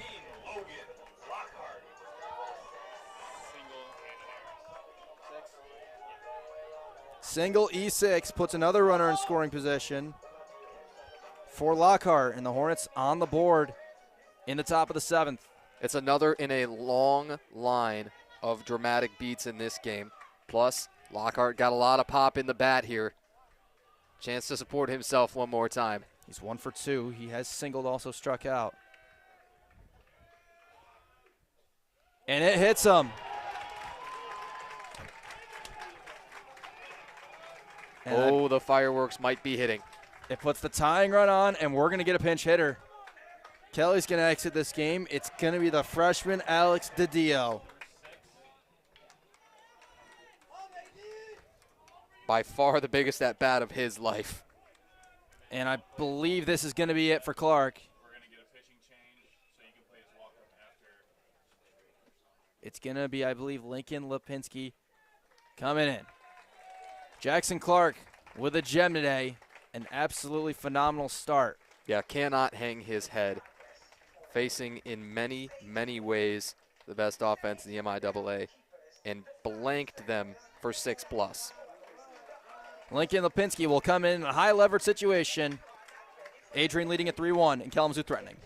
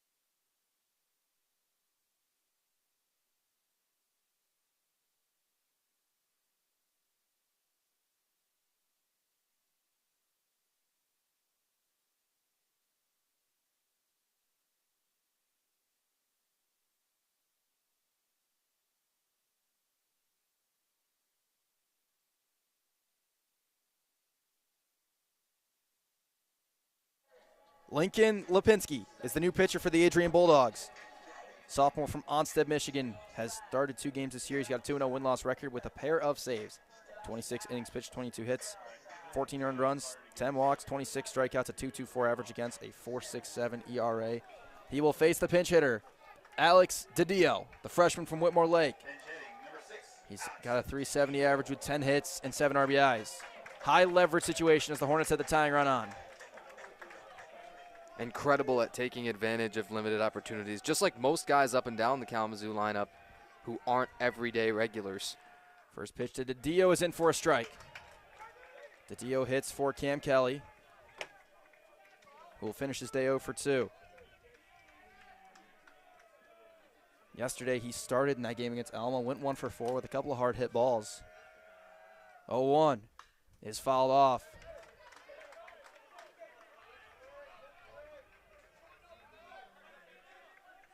Although he's behind 0-2, you got the tying run at first base. Dio does represent the go-ahead run.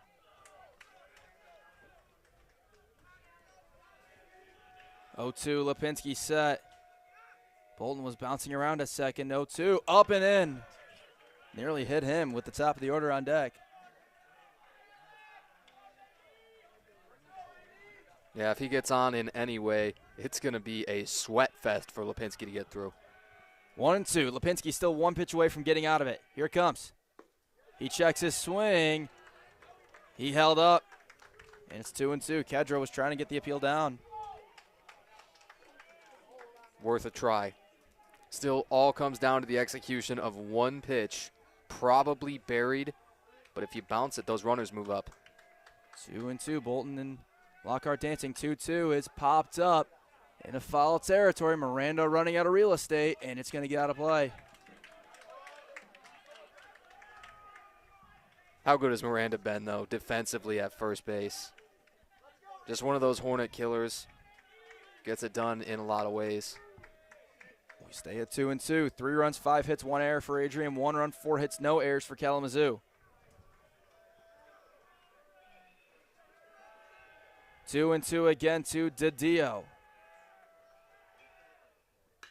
Hit to right, drifting is Hayward. He will be there to make the catch. Lipinski gets out of the inning. The Hornets do get 1. We go to the bottom of the 7th. Stretch time in Kalamazoo. It is 3-1 in favor of Adrian.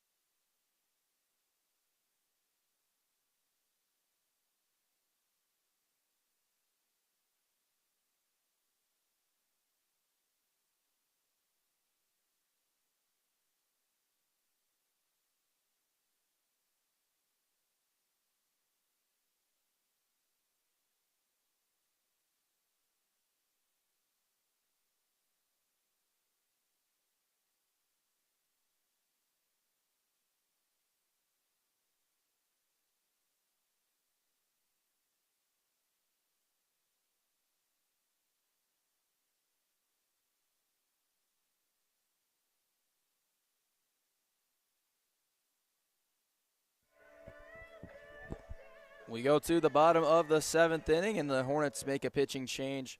It's Owen Schill coming into the game. He's got a 3-1 win-loss record with a save on the year. 19 2/3 of an inning pitch, 17 hits, 6 earned runs, 4 walks, 15 strikeouts, a 107 whip.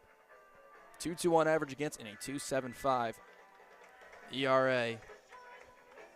One of the better relievers this team's got, and he'll face 3, 4, and 5 in the Adrian lineup, starting with Travis Lifford. Leading off, number 6. Lifford pinch ran for Teddy Wagner. All of the chess moves that Coach Rainey's made so far have paid off really well for the Bulldogs. There's a reason he's racked up all those wins. Lifford did score a run when he ran. He's got a 2.19 average at the plate this year with an RBI and 3 extra base hits. First pitch from Schill misses for a ball. Operant number here is 0. Absolutely have to keep it where it is. As good as Adrian's been pitching it today. Top of the order is coming up next for the Hornets. Presumably against Lipinski. 1-0 is in for a strike. Yeah, they had the closer St. Antoine up. Nobody throwing right now. But he could come up, tune up again, and come in at any point. 1-1. As mentioned, Lifford, Miranda, and Davis for the Bulldogs. 1-1. Outside. Got away from Pozat, but no damage done.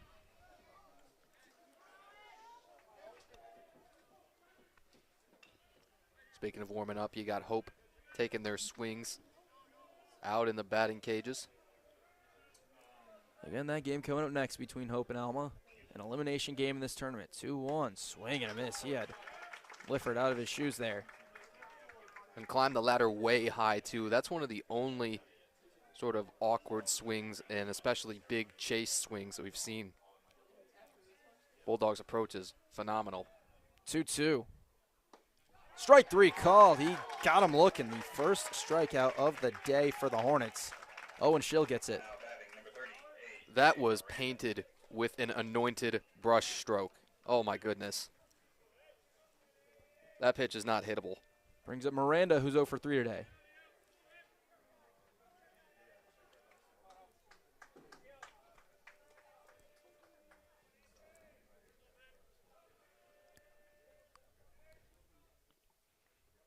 First pitch is down and away. Ball 1.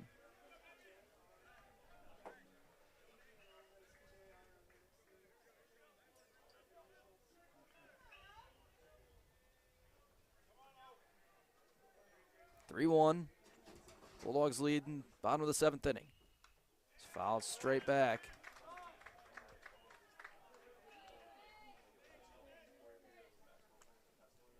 I think you're going to have to think stolen base for Kalamazoo as soon as they get somebody on. 1-1. Schill delivers. Miranda checked his swing. They'll appeal down. He did not go. That's close. The only guy that's been called on one of those, I believe, was Lockhart when he got rung up. That came early in this game.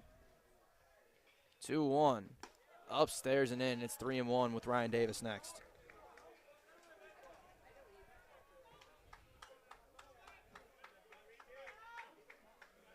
Davis not with a hard hit ball, but with by far the biggest hit of the day. His double was the difference. It scored 2 runs. 3-1. That's hit hard, and that's a fair ball. Gonna roll into the corner and be extra bases for Miranda. He will be in standing up.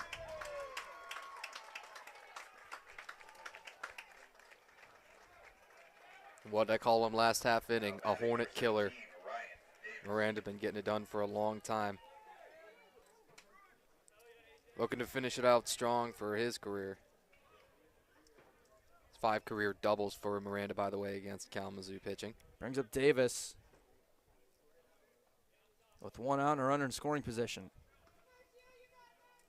And I think that's the hardest hit ball by anybody all day, too.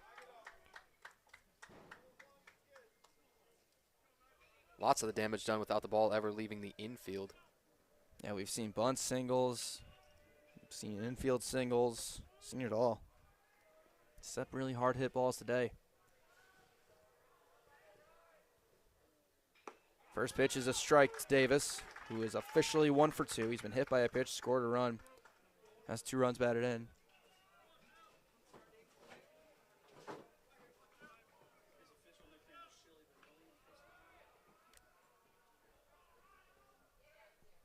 1. Slider just missing.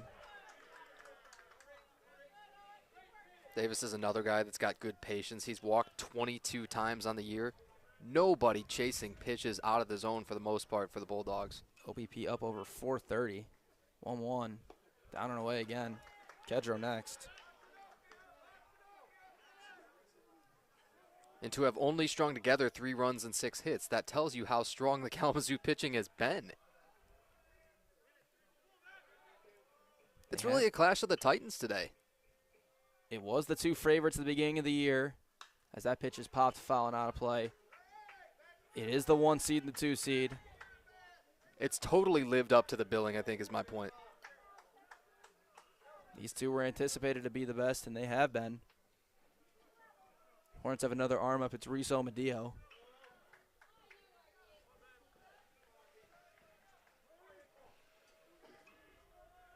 Counts 2-2. Big pitch here. It's a slow chopper. Back to Schill, who will lightly toss over. Newland had to jump over to field it, but he did stay on the bag. Yeah, that made it far more interesting. And it's sometimes the slowest hit balls that give you the most trouble because you get a little bit sped up in your mechanics. Kedro will bat with 2 outs and a runner on third. Might be the biggest at-bat of this game so far. Even 1 more run would feel like a whole lot more. Just with how tight this game has been, you would figure they would be willing, Adrian that is, to stretch their closer St. Antoine for more than 1 inning, should that be necessary. Maybe let Lipinski go a full another inning or 2. First pitch to Kedro is low for a ball. He is officially 0 for 1. He's been hit and has walked.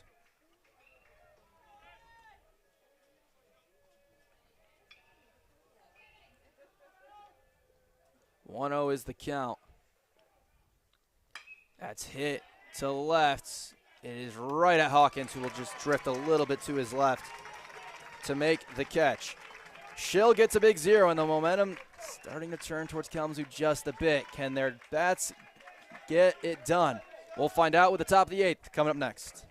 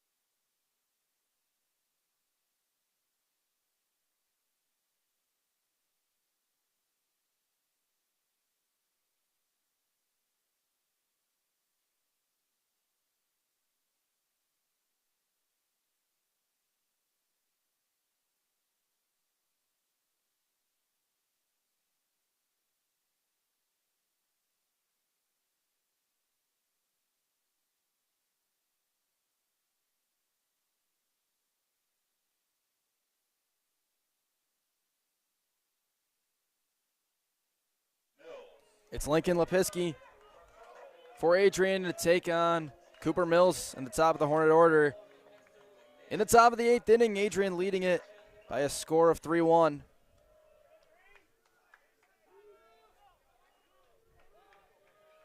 Lipinski working out of the windup. First pitch to Mills, in for a strike.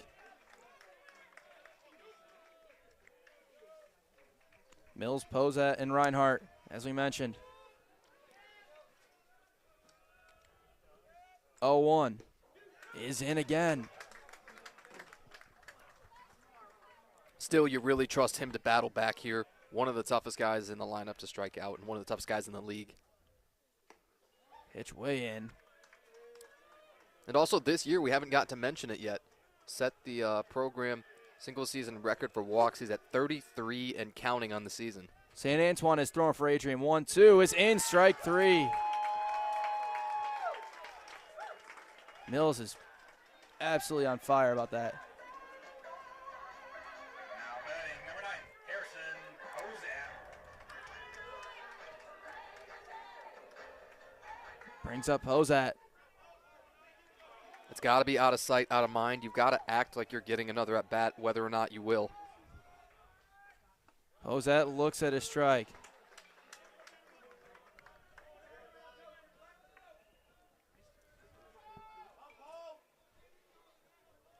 Wind up 0-1. Hozat follows that. A long run for Miranda again, and it's going to get out of play.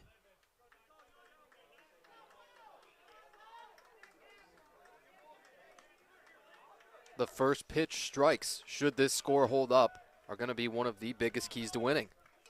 Bulldogs have been ahead in the count all day.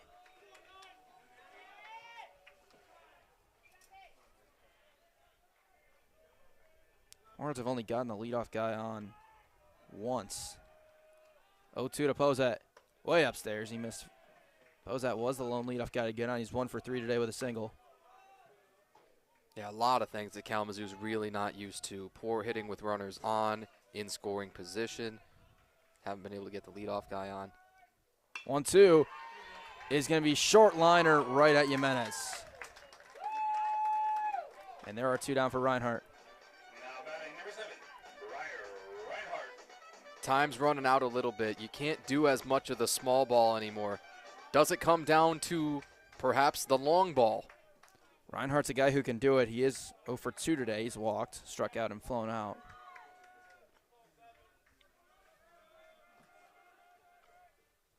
First pitch misses.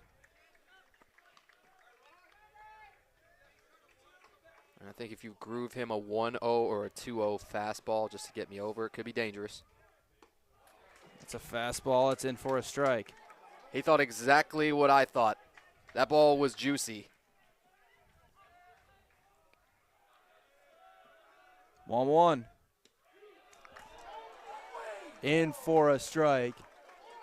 The break on that pitch was absolutely monumental. That was a flying saucer. And it's 1-2 to Reinhardt. Here it comes. Got him. Strike 3. Reinhardt cannot believe it. And Lipinski comes in, gets a 1-2-3, including 2 looking strikeouts.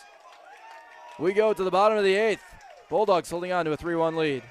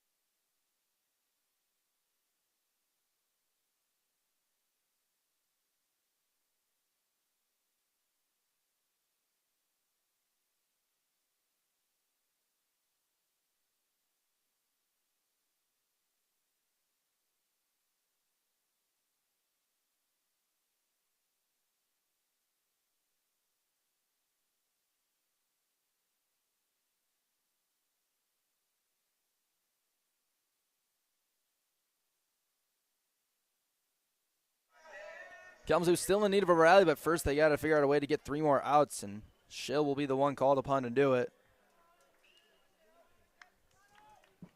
Leading off, number 26, Easton Rogers. It will be Rogers due up, as well as Boyke and Jimenez. That 2-run lead still feels like a lot. Anything more than that would seem very, very dim indeed. First pitch to Rogers is a strike. It's another arm thrown for Adrian. It looks like Ryan Davis, who's currently at third base, is warming up. He's a guy who's closed out games in his career.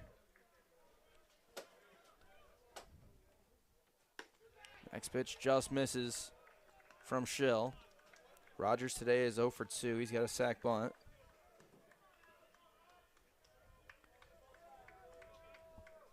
Davis with 3 saves on the year. St. Antoine with 4. 1-1 is flown to right. Lockhart backing up, drifting back even more. He'll make the catch. 1 away. I think that's the right play of the trajectory of that ball. Freeze for just a moment, and then you know that you've got time to go back.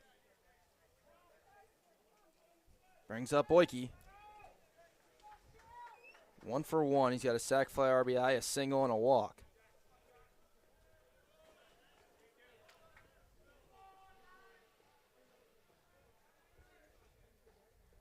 First pitch is a strike from Schill.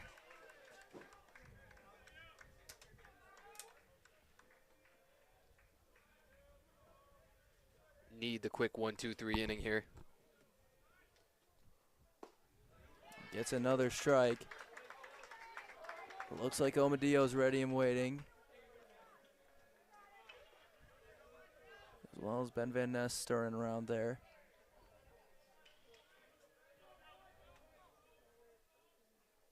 Oh, 2. Misses up and away.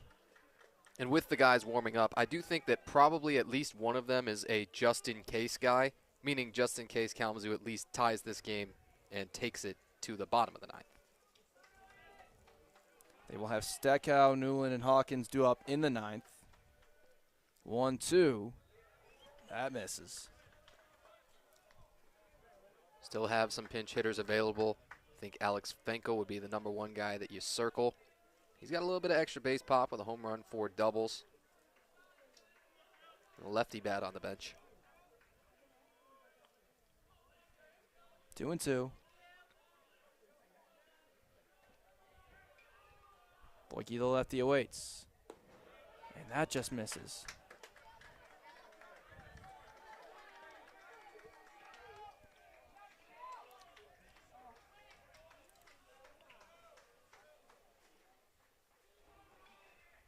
Schill from the stretch, the 3-2. Strike 3, he got him as Boyke thought he had ball 4. That's a bat toss of a different sort. I think almost headed towards the on-deck circle. And it brings up Jimenez. It's the only time they put Boyke out today. A thorn in the side. Jimenez is 1 for 3 today.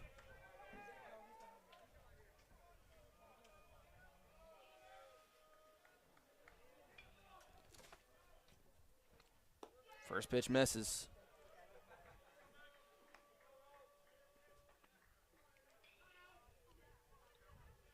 The winner of this game will advance to tomorrow. Only needing to win one more game to win an MIAA tournament championship as the pitch misses again from Schill.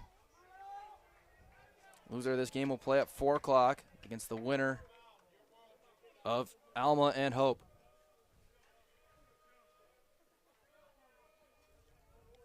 (2-0). Schill fires a strike. His location just perfect.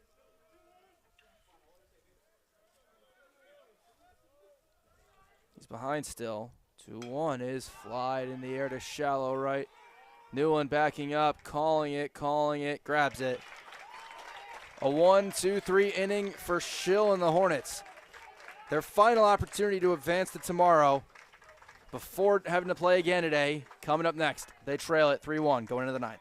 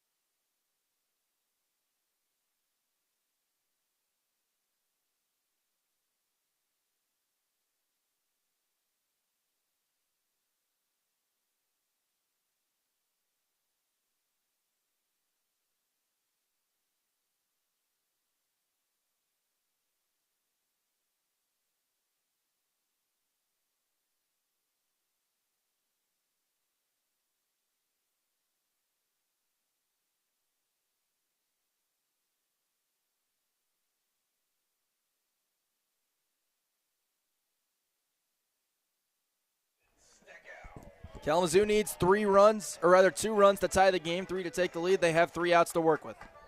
David Steckow is first. Got to have all the confidence in the world in Steckow. Led the MIAA in average for so much of this season. He looks at a strike from Lipinski, who is going for the 2 1/3 inning save. Steckow's 0 for 3 today. 0-1. Misses high with a breaking ball. Great discipline there. Cannot afford to chase a single pitch when every strike matters.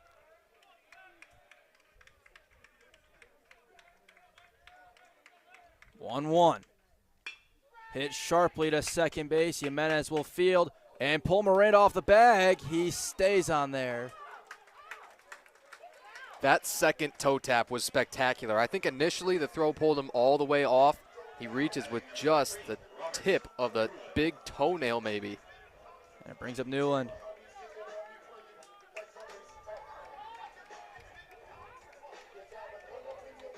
Odds get a little bit longer, but we've seen tons of dramatics, even between just these two teams. It's a strike to Newland. St. Antoine, I believe, is still continuing to loosen. That one's up and in, nearly hits Newland. Guy who recently set the hit by pitch single season record here in Kalamazoo. 1-1. Newlands checks a swing, it's a strike. Hawkins on deck. Hornets need 2 runs just to keep this game going and extend it to the bottom of the 9th. 1-2. Fouled off. It's worth noting how well Newland struck that ball in his last at-bat. Went to the gap in left center, then stole a base. He came in to score. That's the lone run for Kalamazoo. He's 1 for 3 today. 1-2. In foul territory and out of play.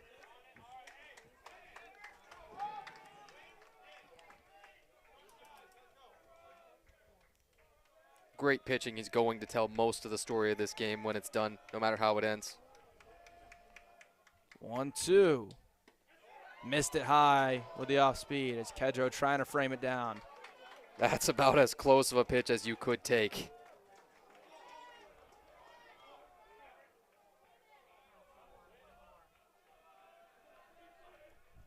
Two. That's off the plate, and it's 3-2. And that was almost outside of the other batter's box. A lot of good from Lipinski, but one miss, and this game gets a lot more interesting. 3-2. Back up the middle, base hit. And the tying run going to come to the plate. Newland trying to fire up his bench and get the rally going. And it will give Hawkins a chance to hit. He's 0 for 3 today. And do you expect Newland to be on the move? Absolutely. Zero doubt about it in my mind. He will put the mask on at first. Has to wear that after getting hit by a pitch against Alma in that series last weekend. Newland, the only guy for Kalamazoo with 2 hits today. That is 1 run on 5 hits for the game, and yet here's the tying run. First pitch is a strike to Hawkins. Should Hawkins, and they're going to quickly check back on Newland as Bolton would be next.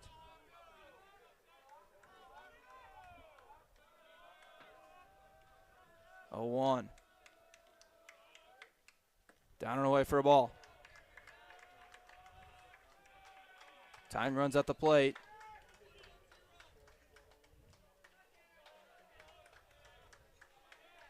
In a little bit tight at third base at the corner with Davis. Newland takes the lead. 1-1. Up and in. It's another big bender, a ton of break from Lipinski. Great job to lay off, too. Still no chases in this inning. 2-1. Here it comes. Hit sharply past Davis at third. Newland holds at second. Hawkins a single. Puts the tying run on base. Now it's really interesting. Newland could still swipe a bag here, make it even easier to get that first run across in the inning. Could you see a double steal potential? Absolutely you could. Numbers on Hawkins, he's stolen 5, caught once. Bolton is 1 for 3, had an infield single for an RBI, and then got the second on a throwing error. First pitch hits him. It puts the go-ahead run on, and it loads the bases. And it brings up Lockhart. And what a mistake. And here comes Craig Rainey. I believe we're going to get a pitching change, maybe. I think they've seen everything they need to see from Lipinski. He Adrian was so good up until these last 3 hitters. Living a little bit more in the heart of the plate. I haven't seen any motion to a bullpen. Yeah, it could be just a conference. Everybody's in. I believe it is. So Logan Lockhart's ready for the biggest at-bat of his life. He's gotten clutch hits before. Remember against Alma in the game the Hornets needed to clinch the league title. He went deep in the top of the 9th off of Hayden Heilman to give the Hornets a lead in that game. He's 1 for 2 today. He's singled, been hit by a pitch.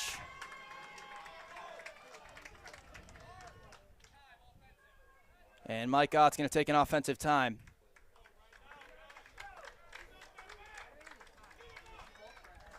Somebody's going to be hitting in the 9 spot. It looks like it's Daniel Bakari who's grabbed the bat.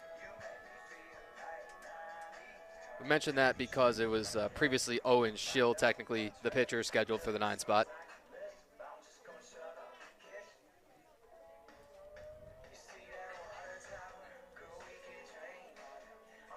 Not the warmest of days, but I think Lincoln Lipinski is sweating bullets. Play some catch with Davis to stay loose. Bases loaded, top of the 9th inning. Adrian leading it 3-1. Logan Lockhart to the plate, the 8-hitter. 60 and sunny out there. On the mound, probably feels like about 120 degrees. Newland at third. Hawkins at second. Bolton at first. The pressure cooker. That's what Lipinski's in right now. Can Lockhart deliver, or will Lipinski get the Bulldogs out of it and on to the championship game? First pitch up and in, that nearly hit him. And Lockhart waited until the absolute last second to move. That buzzed the tower. That makes me think we're watching Maverick Top Gun. 1-0 is the count. Lipinski throws. Matt misses. He wanted a strike call. Full take, and I think he had a really good argument about it too. That was close. 2-0 from the windup. That's in for a strike. Right down the pipe, and you understand why Lockhart not willing to ambush him. Ground ball with the infield in a little bit, especially with Davis at third. Could still end it. The middle infield's at the double play depth. Here comes the 2-1. Fly ball, left field. Getting under it is Rogers. He will make the catch. Newland will come in to score. It will make it a 1-run ball game.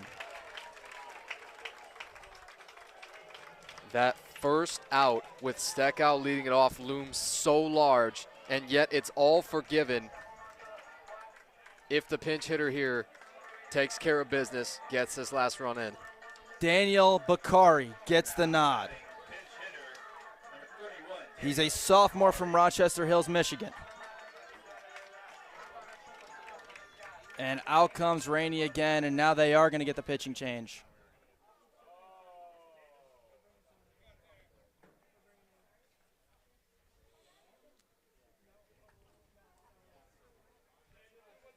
Looking ahead a little bit, Bakari has also done well in the limited at-bats this year, 5 out of 17.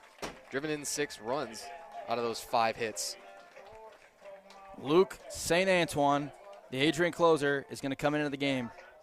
He needs 1 out to send the Bulldogs to the title game, but a hit could tie this up. 3-2. We got a pitching change.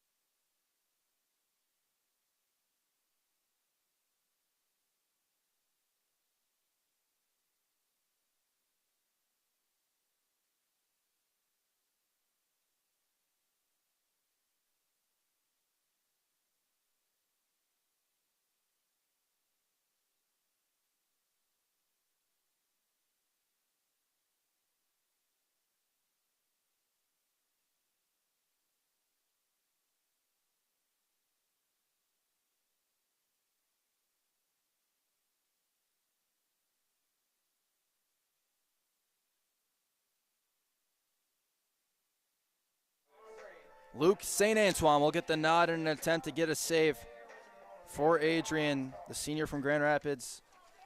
Has 4 of them. He started 1 game. He's got a 1-1 record. 24 2/3 inning, 24 hits, 6 earned runs, 5 walks, 27 strikeouts, a 240 average against, a 219 earned run average. He will face Daniel Bakari, the pinch hitter, who's got a 294 average with 3 runs, 5 hits, 6 RBIs, 6 walks, a hit by pitch. Running through every stat here. He's taken ample time to warm up, so that's valid. After he had been up and throwing twice. And another guy gets the biggest at-bat of his life, Daniel Bakari. Any chance you see a double steal with Hawkins and Bolton, 2 guys that can run? You could think about it. Hawkins would have to have a magnificent jump to stick with it. St. Antoine set. Here we go. First pitch is flied to left. Coming in, making the catch is Easton Rogers. And Adrian is going on to the title game. Bakari hit it hard, got a first pitch that he liked, but in the end, the Adrian pitching staff just too much. They flashed the gloves a ton too. That was exactly their formula for winning. They throw 78 of 131 first pitch or pitches for strikes rather. They give up 6 total hits and 2 runs to the best offense in the MIAA. Unbelievable. Hornets left just 5 guys on base in total. As we look at our final line score, and then we'll go through the numbers. RBIs today for Kalamazoo. They got 1 from Bolton, 1 from Lockhart. The only multi-hit game today for Kalamazoo was from Robert Newland, who scored both of their runs. On the Adrian side, Ryan Davis with the difference, the 2 RBI double, as well as an RBI from Jack Boyke. They got nobody with multi-hit games, but a lot of guys with just 1, as the winning pitcher is going to be Jackson Clark. Threw an absolute gem, 6 2/3 of an inning, giving up 4 hits, just 1 earned run, walking 1, striking out 4. Lincoln Lipinski gets a hold for 2 innings in relief, allowing 1 earned run. Luke St. Antoine gets the save in a 1/3 of an inning. The losing pitcher for Kalamazoo is going to be Braden Musat, who left with an injury after 3 innings. Logan Lockhart pitched 3 in relief, and Owen Schill with 2 scoreless innings. Kalamazoo's season not done. They will play later today at 4 p.m. against the winner of the Alma and Hope College game that is coming up next. Adrian advances at the championship game tomorrow, which I believe is scheduled to be played at noon, the first one that is. We're going to take a break here. We'll stop this broadcast and get ready for the next one. We thank you all for tuning in to Game 1 of our tripleheader today of MIAA Tournament Baseball. Game 2 between Alma and Hope is coming up next. Our final line score from this one, Adrian wins it, advances to the championship game. Final score of 3 runs on 6 hits on 1 error. Kalamazoo 2 runs, 6 hits, no errors. We thank you for tuning in, everybody. From Zach Metz and Tanner White, and we hope you stay tuned for the rest of the tournament here.